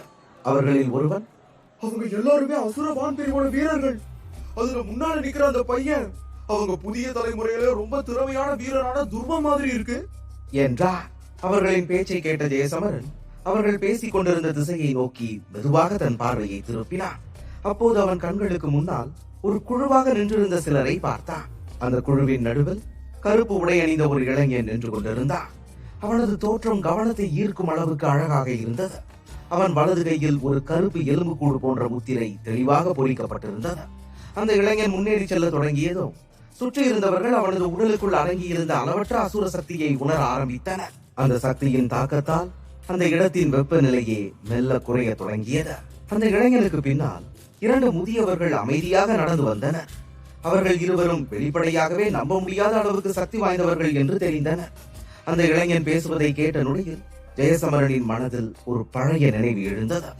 சூரியபுர தீவில் அவன் தோற்கடித்த யூகி சந்திர பிரிவின் புதிய தலைமுறையில் 3வது வலிமையான வீரன் என்பதை அவன் நினைவு கூர்ந்தான். யூகியை விட வலிமையான 2 வீரர்கள் இருந்தனர். அதில் ஒருவன் பிரபஞ்ச குகை பிரிவைச் சேர்ந்த ரோகன், மற்றொருவன் அசுர வான் பிரிவைச் சேர்ந்த துர்வன். இப்போது அந்த இருவரில் ஒருவன் அவன் கண்களுக்கு முன்னாலேயே நின்றிருந்தான். இதை உணர்ந்த ஜெயசமரன் மெதுவாக, அப்படின்னா இந்த வான் வர்த்தக ஏலத்துல எல்லா விதமான மனிதர்களும் பங்கேற்க போறாங்க போல என்றான். இந்த எண்ணம் அவன் மனதில் சிறிது கவலையையும் ஏற்படுத்தியது. துர்வன் போன்ற சக்தி வாய்ந்தவர்கள் இந்த ஏலத்தில் பங்கேற்கிறார்கள் என்றால் தன்னை போல ஒருவன் இவ்வளவு பெரிய பிரிவுகளுக்கு எதிராக எப்படி ஏலத்தில் வெற்றி பெற முடியும் என்ற கேள்வி அவன் மனதில் எழுந்தது. அந்த நேரத்தில் துர்வனும் அவனது தோழர்களும் சுற்றி இருந்தவர்களை பொருட்படுத்தாமல் நேராக வான் வர்த்தக பிரிவின் கட்டிடத்திற்குள் நுழைந்தனர். ஆனால் திடீரென்று துர்வன் ஏதோ ஒன்றை உணர்ந்து வேகமாக தன் பார்வையை திருப்பி தன்னை உற்று பார்த்துக் கொண்டிருந்த ஜெயசமரனை நோக்கி பார்த்தான். அந்த நொடியில் துர்வனின் கால்கள் ஒரு கணம் நின்றன. பிறகு அவன் ஜெயசமரனை ஒரு கடுமையான பார்வையுடன் முறைத்து பார்த்தான். அதற்கு பதிலாக ஜெயசமரன் ஒரு அமைதியான புன்னகையுடன் அவனை பார்த்தான். பிறகு சில நொடிகள் கழித்து அவர்கள் இருவரும் தங்கள் பார்வையை திருப்பிக் கொண்டனர். ஆனால் துர்வன் ஜெயசமரனை பற்றி மேலும் அறிந்து கொள்ளும் முன்பே ஜெயசமரன் இனியாவுடன் சேர்ந்து அந்த கட்டிடத்திற்குள் நுழைய தொடங்கினார். இதை கண்ட துருவனுக்கு பின்னால் நின்றிருந்த ஒரு முதியவர் சற்றே ஆச்சரியமான குரலில், என்னாச்சு துருவன், ஏன் அப்படியே நின்னுட்ட என்று கேட்டார். அத்தியாயம் 1849. முதியவரின் அந்த கேள்விக்கு துர்வன் மெதுவாக தலையசைத்து ஒன்றுமில்லை என்பது போல கையசைத்தபடியே தொடர்ந்து நடந்தான். ஜெயசமரனை பார்த்த அந்த நொடியிலேயே அவனது உடலுக்குள் மறைந்திருந்த ஒரு மிக ஆபத்தான சக்தியை துர்வன் உணர்ந்திருந்தான். அந்த உணர்வு அவனை வியப்பில் ஆழ்த்தியது. அதே நேரத்தில் ஜெயசமரனை பற்றி மேலும் தெரிந்து கொள்ள வேண்டும் என்ற ஆர்வமும் அவனுக்குள் எழுந்தது. ஏனெனில் துர்வனுக்கு சவாலாக மாறக்கூடிய புதிய தலைமுறை வீரர்கள் மிகச் சிலரே இருந்தனர். அனைவரும் கட்டிடத்திற்குள் நுழைந்த பிறகு ஜெயசமரன் மெதுவாக தனது ஆதி ஆத்ம திரவத்தை வெளியே எடுத்தான். அதே நேரத்தில் உள்ளே ஏலமிடப்படும் பொருட்களை பரிசோதிப்பதற்காக அமைக்கப்பட்ட ஒரு தனி அறை இருந்தது. ஜெயசமரன் அந்த அறைக்குள் சென்று அமைதியாக அமர்ந்தான். அப்போது ஒரு நடுத்தர வயது மனிதர் புன்னகையுடன், தம்பி, நீ ஏதாவது ஏலமிட விரும்புறியா என்று கேட்டார். இதை கேட்ட ஜெயசமரன் எதையும் மறைக்காமல் ஆமாம் என்று தலையசைத்தான். பிறகு தனது முஷ்டியை இறுக்கி அதிலிருந்து ஒரு சிறிய குப்பியை வெளியே எடுத்தான். அந்த குப்பிக்குள் ஒரு பச்சை நிற திரவம் மெதுவாக மிதந்து கொண்டிருந்தது. அந்த திரவத்திலிருந்து வெளிப்பட்ட உயிரளிக்கும் அதே நேரத்தில் ஆபத்தான சக்தியை உணர்ந்த அந்த மனிதனின் முகம் ஆச்சரியத்தாலும் மகிழ்ச்சியாலும் மலர்ந்தது. அவர் உடனே, இது இது ஆதி ஆத்ம திரவம் இல்லையா என்று கேட்டார். அவர் இதை கேட்டதும் ஜெயசமரன் அந்த குப்பியை அவரிடம் நீட்டி, நீங்க ரொம்ப சரியா சொன்னீங்க. ஆமா, இது ஆதி ஆத்ம திரவம் தான். இந்த திரவத்தை நான் ஏற விட விரும்புறேன் என்றார். அதை கேட்ட அந்த மனிதன் சில நொடிகள் யோசித்த பிறகு, அப்படின்னா நீ இங்க கொஞ்ச நேரம் காத்திருக்கணும். இது ரொம்ப விலை மதிப்பற்ற பொருள். அதனால இந்த மாதிரி பொருட்களை மதிப்பிட தெரிஞ்ச ஒருத்தரை நான் போய் கூட்டிட்டு வரணும். நீ என்ன சொல்ற? அது வரைக்கும் உன்னால காத்திருக்க முடியுமா என்று கேட்டார். அதற்கு ஜெயசமரன் ஒப்புக்கொண்டதும் அந்த மனிதன் மகிழ்ச்சியுடன் மற்றொரு அறைக்குள் சென்றார். இதற்கிடையில் ஜெயசமரன் தன் இருக்கையில் அமைதியாக அமர்ந்தான். அதைத் தொடர்ந்து சிறிது நேரம் கழித்து காலடி ஓசைகள் அருகில் நெருங்கி வருவதை அவன் கேட்டான். அதே சமயம் அறையில் ஒரு லேசான இனிய நறுமணமும் பரவத் தொடங்கியது. பிறகு அடுத்த நொடியில் ஒரு மென்மையான மற்றும் ஒரு இனிமையான குரல், ஆதி ஆத்ம திரவத்தை ஏலம் விட விரும்பினது நீங்கதானா என்று கேட்டதா. ஜெயசமரன் அந்த குரலை கேட்டு தன் பார்வையை திருப்பிய போது அங்கே சிவப்பு நிற ஆடை அணிந்த ஒரு பெண் நின்று கொண்டிருப்பதை கண்டார். அவளது தோற்றம் இயல்பாகவே கவனத்தை ஈர்த்தது. அப்போது அவள் முகத்தில் ஒரு லேசான புன்னகை இருந்தது. அது அமைதியும் தன்னம்பிக்கையும் கலந்த ஒன்றாக தெரிந்தது. அவளை பார்த்ததும் அவளுக்கு பின்னால் மரியாதையுடன் நின்று கொண்டிருந்த அந்த நடுத்தர வயது மனிதரையும் ஜெயசமரன் கவனித்தார். அந்த மனிதரின் நடத்தை மூலமாகவே அந்த பெண் வான் வர்த்தக பிரிவில் ஒரு உயர் பதவியில் இருப்பது தெளிவாக புரிந்தது. அது மட்டுமல்லாமல் அவளது உடலிலிருந்து வெளிப்பட்ட கணிசமான சக்தியையும் ஜெயசமரனால் உணர முடிந்தது. பிறகு அந்த பெண் ஜெயசமரனை பார்த்து, நான் யாழினி, வான் வர்த்தக பிரிவோட ஏல மேலாளர். உங்க பேர் என்னன்னு நான் தெரிஞ்சுக்கலாமா என்று கேட்டாள். அதற்கு ஜெயசமரன் தன் பெயரை சொன்னார். அவள் அதை கேட்டதும் லேசாக புன்னகைத்தாள். பின்னர் குப்பிக்குள் இருந்த அந்த ஆதி ஆத்ம திரவத்தை மிகுந்த கவனத்துடன் பரிசோதிக்க தொடங்கினாள். பிறகு சில நிமிடங்கள் கழித்து அவளது கண்களில் ஒரு ஒளி மின்னியது. அதன் பின் அவள் அமைதியாக, இது கண்டிப்பா ஆதி ஆத்ம திரவம் தான். அதுவும் இல்லாம இதுல இருக்கிற பரமஜீவ சக்திகள் ரொம்ப தூய்மையானதும் ரொம்ப சக்தி வாய்ந்ததுமா இருக்குது. நீங்க உண்மையிலேயே இதை ஏலம் விட விரும்புனா எனக்கு தெரிஞ்சு இதோட ஆரம்ப விலையா ஒரு துளிக்கு 1 மில்லியன் பரமஜீவ மாத்திரைகளை நிர்ணயிக்கலாம் என்றாள். பிறகு அவள் சிறிது இடைவெளி விட்டு மேலும், உங்களுக்கும் தெரிஞ்சிருக்கும் இந்த திரவம் உச்ச பரமஜீவ நிலை வீரர்களுக்கு கூட பெரிய நன்மை தரக்கூடியதுன்னு. அதனால இதோட ஏல விலை நிச்சயமாவே ரொம்ப உயரத்துக்கு போகும். அப்புறம் நான் சொல்றதெல்லாம் ஒரு துளிக்கான விலை மட்டும்தான். எனக்கு தெரிஞ்சே இதுல 5 துளிகள் இருக்குது. அதை வச்சு பார்த்தா இதோட மொத்த விலை 8 மில்லியனுக்கும் அதிகமான பரமஜீவ மாத்திரைகள் வரைக்கும் போக வாய்ப்பு இருக்குது என்று விளக்கினாள். இதை கேட்டதும் ஜெயசமரனின் கண்கள் மெதுவாக பிரகாசித்தன. பிறகு அவன் லேசான புன்னகையுடன், 8 மில்லியனுக்கும் அதிகமான பரமஜீவ மாத்திரைகளா? அப்படின்னா நான் இந்த 5 துளிகளையும் ஏலம் விடுறேன் என்றார். அந்த 5 துளிகளையும் ஏலம் விடுவதில் ஜெயசமரனுக்கு எந்த தயக்கமும் இல்லை. ஏனெனில் 8 மில்லியன் பரமஜீவ மாத்திரைகள் அவனை பெரிய பணக்காரனாக்காவிட்டாலும் அந்த தொகை இந்த ஏலத்தில் அவனுக்கு தேவையானதை பெறுவதற்கு போதுமானதாக இருந்தது. ஆரம்பத்தில் ஜெயசமரனிடம் மொத்தம் 8 துளிகள் இருந்தன. அவன் ராஜ்தீவில் ஒரு துளியை ஏற்கனவே பயன்படுத்தி இருந்ததால் இப்போது அவனிடம் 7 துளிகள் மட்டுமே மீதம் இருந்தன. இந்த நிலையில் 5 துளிகளை ஏலம் விட்டாலும் அவனிடம் இன்னும் 2 துளிகள் மீதம் இருக்கும். அந்த வகையில் பார்த்தால் ஏலத்திற்கு பிறகும் அவனுக்கு லாபம் தான். இதை குறித்து யோசித்துக் கொண்டிருந்த ஜெயசமரனின் மனதில் திடீரென்று ஒரு கேள்வி எழுந்தது. அவன் உடனடியாக யாழினியை பார்த்து, அப்படின்னா யாழினி அவர்களே, இந்த தடவை ஆதி அக்னிகர்கள் மாதிரியான பொருட்கள் ஏலத்துக்கு வருமா இல்லையாங்கிறத பத்தி எனக்கு கொஞ்சம் சொல்ல முடியுமா என்று கேட்டார். அவளது கேள்வியை கேட்ட யாழினி முதலில் சிறிது ஆச்சரியப்பட்டாள். பிறகு சில நொடிகள் யோசித்து விட்டு அமைதியான குரலில், முதல்ல இதை நான் சொல்லிக்கிறேன், என்னை யாழினின்னு மட்டும் கூப்பிட்டா போதும். இப்ப நான் உங்க கேள்விக்கு வரேன். உண்மையை சொன்னா ஆதி அக்னிகர்கள் ரொம்பவே அரிய பொருள். அதனால அந்த மாதிரி பொருட்கள் ஏலத்துக்கு வந்தாலே ரொம்ப சக்தி வாய்ந்த பெரிய பிரிவுகள் உடனடியா அதுங்களை வாங்கிடுவாங்க. இந்த தடவையும் அந்த மாதிரி சில கற்கள் ஏலத்துக்கு வருது. ஆனா பல பெரிய பிரிவுகள் ஏற்கனவே அதை வாங்க முடிவு பண்ணிட்டாங்க என்றாள். இதை கேட்டதும் ஜெயசமரனின் முகம் சிறிது கலங்கியது. ஏனெனில் அந்த 8 ஆதி அக்னி கற்களையும் பெற முடியாவிட்டால் சுடர் கலசத்தின் முழு சக்தியையும் பயன்படுத்த முடியாது என்பதை அவன் நன்றாகவே அறிந்திருந்தான். மேலும் அந்த அரக்க மூத்தவர் மீண்டும் அவன் முன்னால் தோன்றினால் அது அவனுக்கு பெரிய ஆபத்தாக மாறும். அப்போது ஜெயசமரனின் முகத்தில் தெரிந்த கவலையை கவனித்த யாழினி லேசாக சிரித்துக் கொண்டே, உனக்கு அந்த கற்கள் உண்மையிலேயே தேவையா சமரா? ஏன்னா எங்க வான் வர்த்தக பிரிவு கிட்ட சில ஆதி அக்னி கற்கள் இருக்கு. அதுங்களை ஏலத்துக்கு விற்க எங்களுக்கு விருப்பம் இல்ல. ஆனா உனக்கு அது ரொம்ப அவசியமா இருந்தா உனக்காக அதுல சிலதை நாங்க விற்கிறோம். இதை எங்களோட நட்புக்கரமா ஏத்துக்கோ என்றாள். அவள் சொன்ன வார்த்தைகளை கேட்டதும் அவளுக்கு பின்னால் நின்றிருந்த நடுத்தர வயது மனிதன் பதட்டம் அடைந்தார். அப்போது ஏதோ சொல்ல முயன்ற அவரை யாழினி கையை உயர்த்தி அமைதியாக தடுத்தாள். இந்த காட்சியை பார்த்த ஜெயசமரனும் ஆச்சரியம் அடைந்தார். ஏனெனில் வான் வர்த்தக பிரிவை சேர்ந்த ஒருவர் தன்னிடம் இப்படி பழகுவார் என்று அவன் எதிர்பார்க்கவில்லை. காரணம் புரியாவிட்டாலும் ஒரு கணம் தயங்கிய பின் ஜெயசமரன் புன்னகைத்து, அப்படின்னா உங்க உதவிக்கு நான் ரொம்ப நன்றி உள்ளவனா இருப்பேன் யாழினி என்றான். அவன் அவர்களின் உதவியை மறுக்கவில்லை. ஏனென்றால் எந்த வழியிலாவது அந்த ஆதி அக்னி கற்களை பெற வேண்டிய அவசியம் அவனுக்கு இருந்தது. இந்த ஏலத்திற்காக பல சக்தி வாய்ந்த நபர்கள் வான் வர்த்தக பகுதியில் கூடியிருப்பதை அவன் அறிந்திருந்தான். அவர்களிடமிருந்து தன்னை பாதுகாக்க அக்னி வாயில்களை முன்கூட்டியே தயார் செய்வது அவனுக்கு மிகவும் அவசியமாக இருந்தது. பின்னர் ஜெயசமரன், ஒரு உண்மையான அக்னிகளோட விலை எவ்வளவுன்னு நான் தெரிஞ்சுக்கலாமா? எனக்கு மொத்தம் 8 கற்கள் தேவை என்றார். அதற்கு யாழினி புன்னகைத்தபடியே அவள் கையில் இருந்த திரவத்தை பார்த்து கொண்டே, ஒரு உண்மையான அக்னிகளோட விலை இந்த ஆத்ம திரவத்தோட ஒரு துளிக்கு சமம். அதனால உனக்கு 8 கற்கள் வேணும்னா அதுக்கு பதிலா 8 மில்லியன் பரமஜீவ மாத்திரைகளை கொடுக்கணும் என்றாள். அந்த விலையை கேட்டதும் ஜெயசமரன் ஒரு கணம் திகைத்து போனார். பிறகு தன்னை நிலைநிறுத்தி கொண்டு, 8 மில்லியன் பரமஜீவ மாத்திரைகளா? என்ன மன்னிச்சிரியாள், இப்போதைக்கு என்கிட்ட அவ்வளவு பெரிய தொகை இல்ல. அதனால அந்த ஆத்ம திரவம் ஏலம் போற வரைக்கும் காத்திருந்து அதுக்கப்புறம் இந்த ஒப்பந்தத்தை முடிச்சுக்கலாம் என்றார். அதை கேட்ட யாழினி சிரித்துக் கொண்டே, அது பரவாயில்ல சமரா, உனக்கு எப்படி வசதியோ அதே மாதிரி பண்ணிக்கோ. ஆனா நீ ஏன் அந்த அக்னி கற்களை இப்பவே என்கிட்ட இருந்து வாங்கிக்க கூடாது? எப்படி இருந்தாலும் உன்னோட இந்த ஆத்ம திரவம் என்கிட்ட தான் இருக்க போகுது. அதனால நீ எங்களோட கற்களை எடுத்துட்டு ஓடி போயிருவியோன்னு நாங்க கவலைப்பட தேவையில்லை என்றாள். இதை சொல்லிவிட்டு அவள் சைகை செய்ததும் பின்னால் நின்றிருந்தவர் அங்கிருந்து சென்று சிறிது நேரத்தில் ஒரு பெட்டியுடன் திரும்பினார். அப்போது அந்த பெட்டியிலிருந்து அதிக அளவில் வெப்ப ஆற்றல்கள் வெளிப்பட்டன. பிறகு அந்த பெட்டி திரட்டப்பட்டதும் ஜெயசமரனும் அந்த ஆற்றலை உணர்ந்தார்.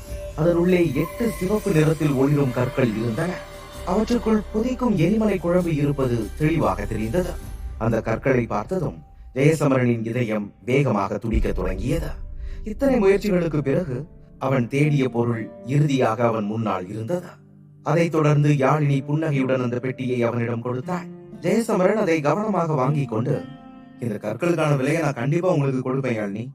இன்னைக்கு நீங்க எனக்கு பண்ண இந்த உதவிய என் வாழ்நாள் முழுவதும் நான் மறக்க மாட்டேன் என்றார். ஆனால் யாழினி ஏன் தனக்கு இவ்வளவு உதவி செய்கிறாள் என்பதை ஜெயசமரனால் புரிந்து கொள்ள முடியவில்லை. இருந்தாலும் ஒரு உதவிக்கு 10 மடங்காக திருப்பி செய்யும் குணம் அவளுக்குள் இயல்பாகவே இருந்தது. அதனால் காரணம் எதுவாக இருந்தாலும் அவளது உதவியை அவன் நல்ல எண்ணத்துடன் ஏற்றுக்கொண்டான். அதே நேரத்தில் அவளது வார்த்தைகளை கேட்ட யாழினி சிரித்துக் கொண்டே, சமரா, நீ இதை சொன்னதே எங்களுக்கு போதுமானதுதான்.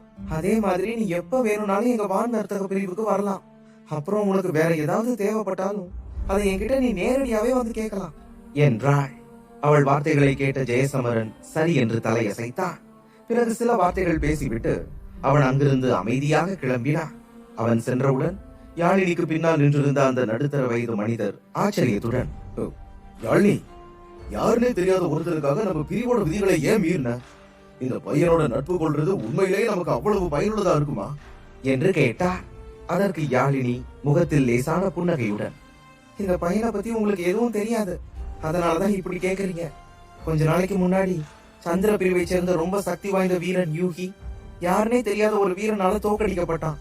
அதுக்கப்புறம் ஒரு பழைய பகையை தீர்த்துக்க அரக்க மூத்தவர் ஒரு இளைஞனை தாக்கி அவனோட உயிர் எடுக்க முயற்சி பண்ணாரு.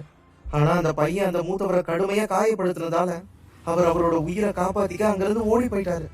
இதெல்லாம் அசுர கடல்ல இருந்து வந்த செய்தி என்றாள். பிறகு அவள் சிறிது இடைவெளி விட்டு மேலும், இப்ப கிழக்கு பகுதியை பத்தி பார்ப்போம். இந்த தகவல் எல்லாம் எனக்கு கொஞ்சம் மாசத்துக்கு முன்னாடி கிடைச்சது.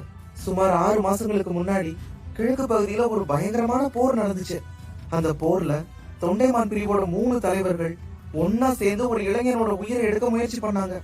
ஆனாலும் அந்த பையன் எப்படியோ அவங்க கிட்ட இருந்து தப்பிச்சிட்டான். அந்த போரோட கடைசி நேரத்துல ஒரு அவதார் நிலை வீரன் அவனுக்கு உதவ வந்ததாகவும் செய்தி இருக்குது. இப்போ நான் சொன்ன எல்லாத்தையும் பண்ணது ஒரே ஒரு இளைஞன் தான். அந்த இளைஞனோட பேரு சமரன் ஜெயந்தன். இப்போ புரியுதா இவன் யாருன்னு என்று கேட்டாள். இதை சொன்ன போது யாழினியின் முகத்தில் ஒரு மென்மையான புன்னகையும் கண்களில் ஒரு விசித்திரமான ஒளியும் தோன்றின. அப்போது அவளுக்கு பின்னால் நின்றிருந்த அந்த மனிதர் இந்த தகவலை ஜீரணிக்க முடியாமல் ஆச்சரியத்தில் வாய் பிளந்தார். ஏனெனில் சில நிமிடங்களுக்கு முன்பு ஒரு சாதாரண ஒப்பந்தம் செய்ய வந்த அந்த இளைஞன் இவ்வளவு பெரிய அந்தஸ்தை கொண்டவன் என்று அவர் கனவிலும் நினைக்கவில்லை. அப்போது அவரது மனதில் ஒரு சந்தேகம் தோன்றி, ஆனா யாழினி, நீ சொல்ற அந்த சமரனும் இந்த சமரனும் ஒரே ஆள்தான்னு உன்னால உறுதியா சொல்ல முடியுமா என்று கேட்டார். அதற்கு யாழினி லேசாக சிரித்துக் கொண்டே, அதை என்னால உறுதியா சொல்ல முடியாது. ஆனாலும் இந்த பையனோட நட்பா இருக்கிறது தான் ஒரு புத்திசாலித்தனமான முடிவு. எல்லாத்துக்கும் மேல நம்ம வான் வர்த்தக பிரிவு ஒரு அவதார் நிலை வீரரா அதிருப்திக்குள்ளாக்க விரும்பாது. என்னோட அப்பா இங்க இருந்திருந்தாலும் அவரும் இதே முடிவை தான் எடுத்திருப்பாரு. 8 ஆதி அக்னி கற்களோட விலை ரொம்ப அதிகமா இருந்தாலும் இந்த பையனோட ஆதரவு நமக்கு கிடைச்சா வருங்காலத்துல அதை விட பல மடங்கு லாபம் நமக்கு கிடைக்கும் என்றாள். அவள் சொன்னதை கேட்ட அந்த மனிதருக்கு யாழினியை பாராட்டாமல் இருக்க முடியவில்லை. அதனால் அவர் உடனே, இத நான் கண்டிப்பா ஒத்துக்கணும் யாழினி. காலப்போக்கில் நீ பெரிய புத்திசாலியா மாறிக்கிட்டே வர என்றார். அதற்கு யாழினி புன்னகையுடன், ஆனா சமரனை பத்தி இந்த தகவலை வேற யார்கிட்டயும் சொல்ல வேண்டாம். இப்போதைக்கு இது ஒரு மிகப்பெரிய ரகசியம். அந்த அரக்க மூத்தவரா அவனால கடுமையா காயப்படுத்த முடிஞ்சிருந்தாலும் அவர் அசுர காற்று பிரிவோட மூத்த உறுப்பினர்ங்கிறத நம்ம கவனத்துல வச்சுக்கணும். அதுவும் இல்லாம துருவனும் இந்த ஏலத்துல பங்கேற்க வந்திருக்கான். இந்த மாதிரி சூழ்நிலையில அவன் தற்செயலா சமரன் அடையாளம் கண்டுபிடிச்சாலும் அது பெரிய சிக்கலா மாறும். சரி, இப்ப நீங்க போய் உங்க வேலையை பாருங்க. ஏலம் தொடங்க இன்னும் 1 வாரம் தான் இருக்குது. இந்த தடவை பல சக்தி வாய்ந்த பெரிய பிரிவுகள் கலந்துக்க போறாங்க. அதனால எந்த விதமான அசம்பாவிதங்களும் நடக்காம இருக்க நாம இன்னும் கொஞ்சம் அதிக கவனமா இருக்கணும் என்றாள். அதை கேட்ட அந்த மனிதன் சம்மதமாக தலையசைத்து மரியாதையுடன் விடைபெற்று அங்கிருந்து சென்றார். அவர் சென்ற பிறகும் யாழினி சிறிது நேரத்திற்கு முன்பு ஜெயசமரன் சென்ற திசையையே அமைதியாக பார்த்துக் கொண்டிருந்தாள். அவள் எடுத்த இந்த பந்தயம் தான் நினைத்தபடி உண்மையிலேயே நன்மை தருமா இல்லையா என்ற ஆவல் அவள் மனதில் எழுந்திருந்தது. மறுபுறம் ஜெயசமரன் அந்த அறையிலிருந்து வெளியே வந்தபோது இனியா வெளியே நின்றபடி சுற்றி உள்ள இடங்களை ஆர்வமாக கவனித்துக் கொண்டிருப்பதை கண்டார். அவன் வந்ததை அவள் கவனிக்கவில்லை என்பதை உணர்ந்ததும் அவன் மெதுவாக அவளது கைகளை பிடித்து அங்கிருந்து வெளியே அழைத்து சென்றான். அந்த பரிசோதனை அறைக்கு சென்றது அவனுக்கு பெரிய நன்மையை தந்திருந்தது. இப்போது 8 அக்னி கற்கள் கிடைத்திருந்ததால் நீண்ட காலமாக அவன் மனதில் இருந்த ஒரு பெரிய பிரச்சனை தீர்ந்திருந்தது. இந்த கற்களின் உதவியால் சுடர் கலசத்தின் சக்திகளை அவன் இனி முழுமையாக பயன்படுத்த முடியும். மாயவனின் தாக்குதலை போல அளவில்லாத சக்தி கொண்ட ஒன்றை உருவாக்க முடியாவிட்டாலும் இனிமேல் எந்த பெரிய ஆன்மாவுக்கும் அவன் அஞ்ச வேண்டிய அவசியம் இல்லை. மேலும் எல்லா திசைகளிலிருந்தும் சக்தி வாய்ந்தவர்கள் கூடும் இந்த இடத்தில் இப்படிப்பட்ட ஒரு வலிமையான துருப்புச் சீட்டு அவனுக்கு மிகவும் பயனுள்ளதாக இருக்கும். அத்தியாயம் 1850. ஜெயசமரனும் இனியாவும் சிறிது நேரம் நகரத்தை சுற்றி திரிந்தனர். இறுதியில் நகரத்தின் மைய பகுதியில் ஒரு தங்குமிடத்தை கண்ட ஜெயசமரன் அங்கு ஓய்வெடுக்க ஒரு அறையை எடுத்துக்கொண்டான். அறைக்குள் சென்றதும் அவன் சுடர் கலசத்தை வெளியே எடுத்தான். அப்போது அதிலிருந்து தொடர்ச்சியான சிவப்பு ஒளி மெதுவாக வெளிப்பட்டுக் கொண்டிருந்தது. பிறகு அவன் அருகில் நின்றிருந்த இனியாவை பார்த்து, இனியா, அடுத்த சில நாட்கள் நான் பயிற்சி பண்ண போறேன். அதனால நீ முடிஞ்ச வரைக்கும் அறைக்குள்ளேயே இருந்துக்கோ. ஏன்னா இந்த நகரம் ரொம்ப குழப்பங்கள் நிறைஞ்சது. அதுவும் இல்லாம அந்த ரத்தச்சுறா குழுவை சேர்ந்தவங்க எப்ப வேணும்னாலும் இங்க வரலாம். அப்படி வர்றவங்க உன்னை பத்தி தெரிஞ்சுக்கிட்டா அப்புறம் நிலைமை ரொம்ப மோசமாயிடும். ஆமா, கேட்க மறந்துட்டேன். ரத்தச்சுறா குழுவோட மூத்தவர் உன்னோட உடம்புல பதிச்ச அந்த முத்திரை இப்ப எப்படி இருக்கு என்று கேட்டா. அதை கேட்ட இனியா தன் கையை அவனிடம் காட்டினாள். அதில் சிவப்பு நிற சுறா சின்னம் தெளிவாக தெரிந்தது. அதை சுட்டி காட்டியே அவள் லேசான எரிச்சலுடன், இந்த முத்திரை இன்னும் மறையல சமரனா. உண்மையை சொன்னா அந்த மூத்தவரோட முத்திரை ரொம்ப சக்தி வாய்ந்தது. இதை உடனே அழிக்கணும்னா அதுக்கு நமக்கு கடல் ஆத்ம புல் வேணும். ஆனா அது ரொம்ப அரிதான மூலிகை. அதோட உதவியால மட்டும்தான் இந்த முத்திரையை உடனே அழிக்க முடியும் என்றாள். அந்த பெயரை ஜெயசமரன் கவனமாக நினைவில் வைத்துக் கொண்டான். ஏனென்றால் அதை தேடி பெறுவது எளிதல்ல என்பதை அவன் உணர்ந்திருந்தான். இருந்தாலும் வரவிருக்கும் ஏலத்தில் அத்தகைய ஒரு சிறப்பு பொருள் கிடைக்கக்கூடும் என்ற நம்பிக்கை அவனுக்குள் இருந்தது. இனியா தனது முழு சக்தியையும் பயன்படுத்தக்கூடிய நிலைக்கு வர வேண்டும் என்பதற்காக அவளது உடலில் உள்ள அந்த முத்திரையை அகற்ற ஜெயசமரன் தன்னால் முடிந்தவரை முயற்சி செய்ய தீர்மானித்தான். அதன் பிறகு அவன் தலையசைத்து விட்டு நேரடியாக சுடர் கலசத்திற்குள் சென்றான். அங்கே சென்றதும் ஒரு சிறிய புன்னகையுடன், சரி திவான், இப்போ நான் என்ன பண்ணணும்னு சொல்லு என்று கேட்டா. அதற்கு திவான், மாயவன் இந்த கலசத்தை உனக்கு கொடுத்தப்ப இந்த கலசத்துக்கு உன்னோட பேரை வச்சான். அதனால எனக்கு தெரிஞ்ச வரைக்கும் அக்னி வாயில் தாக்குதல் நுட்பம் இந்த கலசத்துக்குள்ளதான் எங்கேயோ மறைஞ்சிருக்குது. அதை கண்டுபிடிக்கக்கூடிய ஒரே ஆன்மா நீதான் சமரா என்றான்.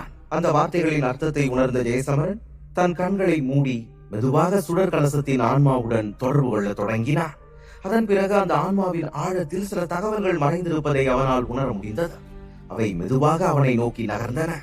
அப்போது ஜெயசமரனின் உடல் முழுவதும் சிவப்பு ஒளி சூழ்ந்தது. அந்த ஒளி சுமார் 10 நிமிடங்கள் நீடித்த பிறகு அது மெதுவாக மறைந்தது. அதைத் தொடர்ந்து ஜெயசமரன் கண்களை திறந்த போது அவற்றில் சிவப்பு பிரகாசம் மின்னியது. அவன் உடனே ஒரு புன்னகையுடன், ஆகா, அந்த ரகசியம் இங்கதான் மறைஞ்சிருக்குது என்றான். இப்போது ஜெயசமரன் சுடர் கலசத்தில் மறைந்திருந்த அக்னி வாயில் நுட்பத்தின் முறையை முழுமையாக கண்டுபிடித்து விட்டார். இதை 8 ஒளிகளின் அக்னி தாக்குதல் என்றும் அழைக்கலாம்.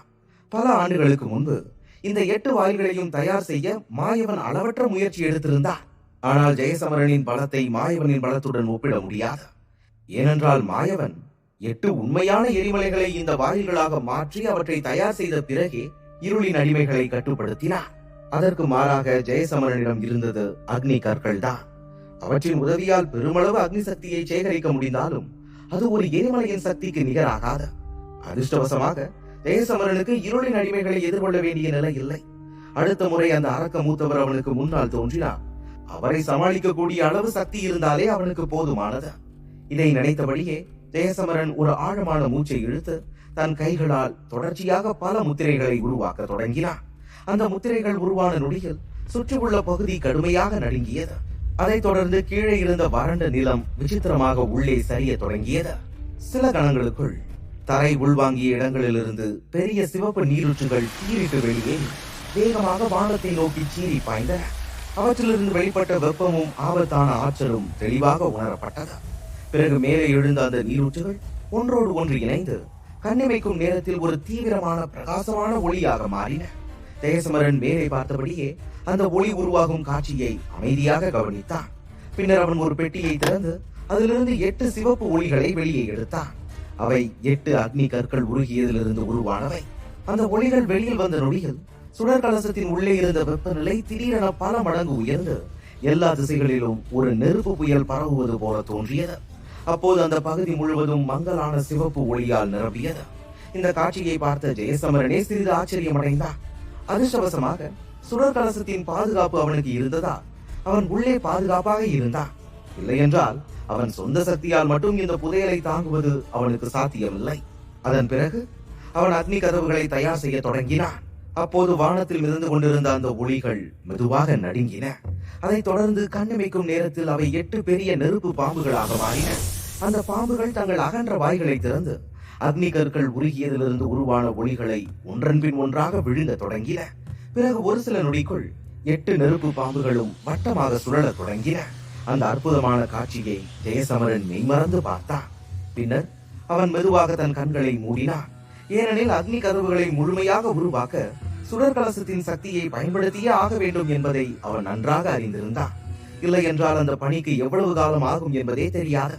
அதே நேரத்தில் இப்போது அனைத்தையும் அவன் கட்டுப்பாட்டில் வைத்திருக்க வேண்டிய தருணம் அது. அதனால் அவனால் இயன்ற அனைத்தையும் அவன் செய்து முடித்திருந்தான். இனி இந்த முயற்சி வெற்றி பெறுமா தோல்வி அடையுமா என்பது அவனது விதியை சார்ந்திருந்தது. பிறகு மெதுவாக அந்த இடம் முழுவதும் கொதிக்கும் சிவப்பு நெருப்பால் நிரம்பியது. அப்போது அங்கிருந்த வெப்பநிலை உண்மையிலேயே ஒரு எரிமலையின் உட்பகுதியை போல மாறியது. சாதாரண மனிதன் யாரும் அங்கே உயிர் வாழ முடியாது. ஆனால் ஜெயசமரனுக்கு சுடர் கலசத்தின் பாதுகாப்பு இருந்தது. அதனால் அவன் அமைதியாக அமர்ந்து கண்களை மூடியபடியே அவை அனைத்தையும் கட்டுப்படுத்தி கொண்டிருந்தான். கதவுகள் உருவாகும் வேகத்தை அதிகரிக்க முடியாவிட்டாலும் எதுவும் தவறாக நடக்காமல் இருப்பதை அவனால் உறுதி செய்ய முடிந்தது.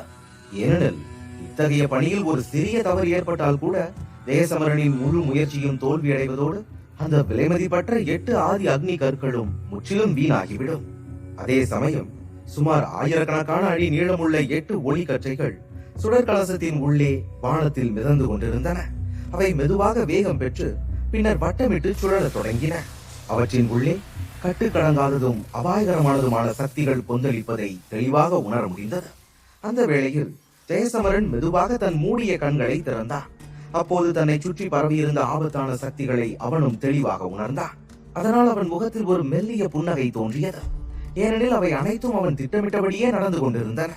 இப்போது அந்த வாயில்கள் முழுமையாக உருவாக இன்னும் சிறிது நேரம் மட்டுமே தேவைப்பட்டது. அக்னி வாயில்கள் அனைத்தும் தயாரானதும் சுடர் கலசத்தின் உண்மையான சக்திகளை அவனால் முழுவதுமாக பயன்படுத்த முடியும். அதைத் தொடர்ந்து கண்ணிமைக்கும் நேரத்தில் 5 நாட்கள் கடந்து விட்டன.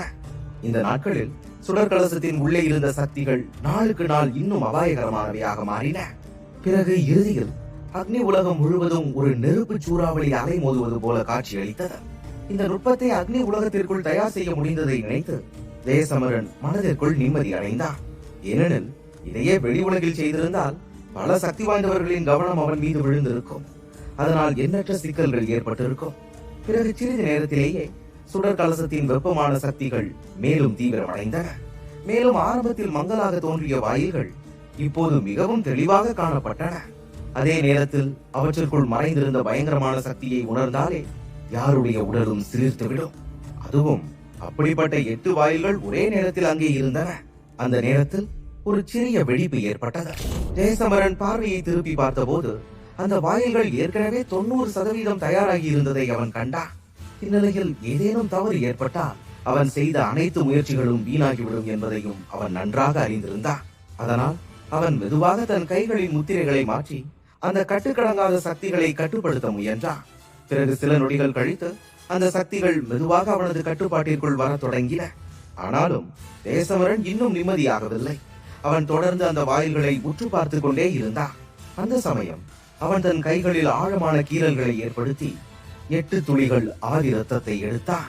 அதைத் தொடர்ந்து அவற்றை அந்த 8 வாயில்களின் மீது வீசியபடி, இப்போ இந்த அக்னி வாயில்களை முடிக்க வேண்டிய நேரம் வந்துருச்சு என்றான்.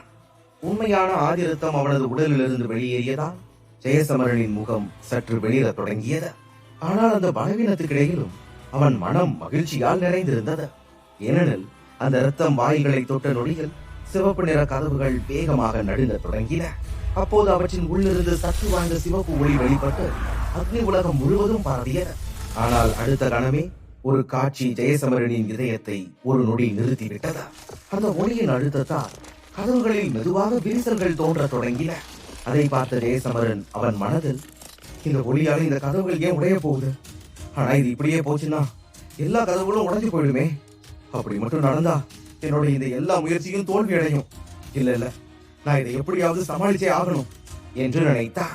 பிறகு ஜெயசமரன் அவன் வியர்த்த முஷ்டிகளை இருக்க பிடித்து கதவுகளில் பரவும் அந்த ஒளியை அடக்க முயன்றான். இந்த நேரத்தில் ஜெயசமரனின் முகத்தில் பயமும் பிடிவாதமும் தெளிவாக தெரிந்தன. அதே சமயம் அவன் அந்த கதவுகளுக்குள் தொடர்ந்து சக்தியை செலுத்திக் கொண்டே இருந்தான். அந்த வழியில் பலவீனமடைந்து வந்த கதவுகளை சிறிது பலப்படுத்த வேண்டும் என்பதே அவனது நோக்கமாக இருந்தது. அதைத் தொடர்ந்து சில நிமிடங்கள் அவன் இடைவிடாது சக்தியை செலுத்தியதால் அந்த கதவுகள் 2 மடங்கு பெரியதாக மாறின. பிறகு மெதுவாக கதவுகளை ஆட்கொண்டிருந்த ஒளி பலவீனமடைய தொடங்கியது. அதனுடன் அவற்றில் தோன்றியிருந்த விரிசல்கள் மறைவது போல தோன்றின. அப்போது ஒருபுறம் சிவப்பு நிற கதவுகள் வானில் மிதந்து கொண்டிருந்தன. அவற்றிற்கு நடுவில் ஜெயசமரன் ஒவ்வொரு கதவையும் கவனமாக உற்று பார்த்து கொண்டிருந்தான். அந்த நேரத்தில் அந்த கதவுகளிலிருந்து ஒரு விசித்திரமான உணர்வு ஜெயசமரனுக்குள் எழுந்தது. இப்போது அவனால் இந்த கற்களை முழுமையாக கட்டுப்படுத்த முடியும் என்ற நம்பிக்கை ஏற்பட்டது. அந்த உணர்வுடன் அவனது மனதில் இருந்த கவலைகள் மெதுவாக கரைய தொடங்கி அவன் மனம் மகிழ்ச்சியால் நிரம்பியது. பிறகு குறைந்தபட்சம் விரிசல்களால் ஏற்பட்ட சிக்கலிலிருந்து தப்பித்து விட்டோம் என்பதை அவன் உணர்ந்தான். அதன் பின்னர் ஒன்றன் பின் ஒன்றாக சிவப்பு நிற கதவுகளிலிருந்து வெளிப்பட்ட ஒளி மேலும் பலவீனம் அடைந்தது. அதே நேரத்தில் கதவுகளின் மேற்பரப்பில் சில விசித்திரமான குறியீடுகள் தோன்றுவதை ஜெயசமரன் கவனித்தான். அவை அனைத்தும் இப்போது உள்ளே சென்று மறைந்த அந்த ஒளியாலேயே உருவானவை என்பது அவனுக்கு புரிந்தது. அடுத்த கணம் திடீரென்று ஒரு சிறிய வெடிப்பு ஏற்பட்டது. அதன் பின்னர் அந்த சிவப்பு ஒளிகள் முற்றிலும் மறைந்து விட்டன. அதற்கு பிறகு வானில் 8 மிகவும் சக்தி வாய்ந்த சிவப்பு நிற கதவுகள் அமைதியாக மிதப்பதை ஜெயசமரன் கண்டான். இப்போது அவற்றுக்குள் இருந்த காட்டுத்தனமான சக்திகள் இனி வெளியே கொந்தளிக்கவில்லை. அதை வெளியிலிருந்து பார்த்தால் அந்த கதவுகள் மிகவும் அமைதியானவையாகவே தெரிந்தன. ஆனால் யாராவது அவற்றின் உள்ளே எட்டி பார்த்தால் உள்ளே மறைந்திருக்கும் அபாயகரமான சக்தியை உடனே உணர்ந்து விடுவார்கள். இதை கண்ட ஜெயசமரன் நிம்மதி பெருமூச்சு விட்டான். அதைத் தொடர்ந்து அவன் புன்னகையுடன் அந்த கதவுகளை ஒன்றன் பின் ஒன்றாக பார்த்து கொண்டே, கடைசியா 8 அக்னி கதவுகளும் தயாராயிடுச்சு. இனிமே இந்த சுடர் கலசத்தோட உண்மையான சக்தியை என்னால பயன்படுத்த முடியும் என்றான். இப்போது தனது எதிரிகளை சிறப்பாக எதிர்கொள்ள முடியும் என்ற உறுதியும் அவனுக்கு உருவானது.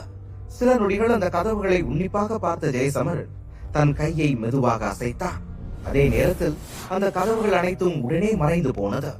இனி அடுத்த முறை ஒரு சக்தி வாய்ந்த எதிரியை அவன் அக்னி உலகத்திற்குள் இழுத்து வரும்போது அவனது ஒரு எண்ணத்திலேயே இந்த வாயில்கள் தோன்றும். பிறகு அவற்றின் அபாயகரமான சக்திகள் அவனது எதிரியை முழுமையாக அழித்துவிடும். அதைத் தொடர்ந்து ஜெயசமரன் சுடர் கலசத்திலிருந்து வெளியே வந்தபோது இனியா அமைதியாக உறங்கிக் கொண்டிருப்பதை பார்த்தான். உறக்கத்திலும் அவளது முகத்தில் ஒரு மெல்லிய புன்னகை இருந்தது.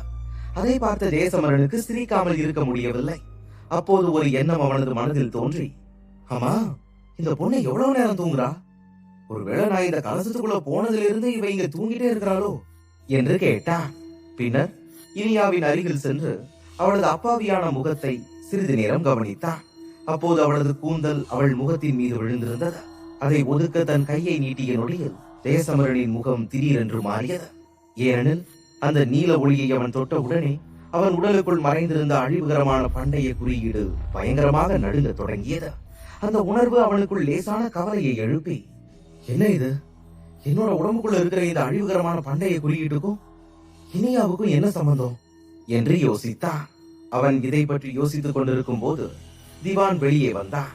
அப்போது அவனும் அமைதியாக உறங்கிக் கொண்டிருந்த இனியாவை உற்று பார்த்தான். பிறகு சிறிது தயக்கத்துடன் திவான் ஒரு ஆழ்ந்த பெருமூச்சை விட்டபடியே தனது கையை மெதுவாக அசைத்தான்.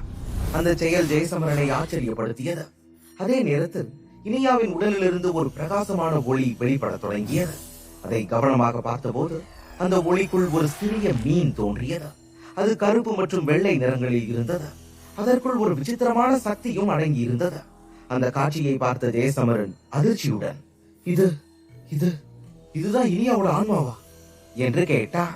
அதற்கு திவான் அமைதியாக, ஆமா சமரா, இவரோட உடம்பு ஒரு அழியா புனித மீனோட உடம்பு மாதிரி இருக்கு.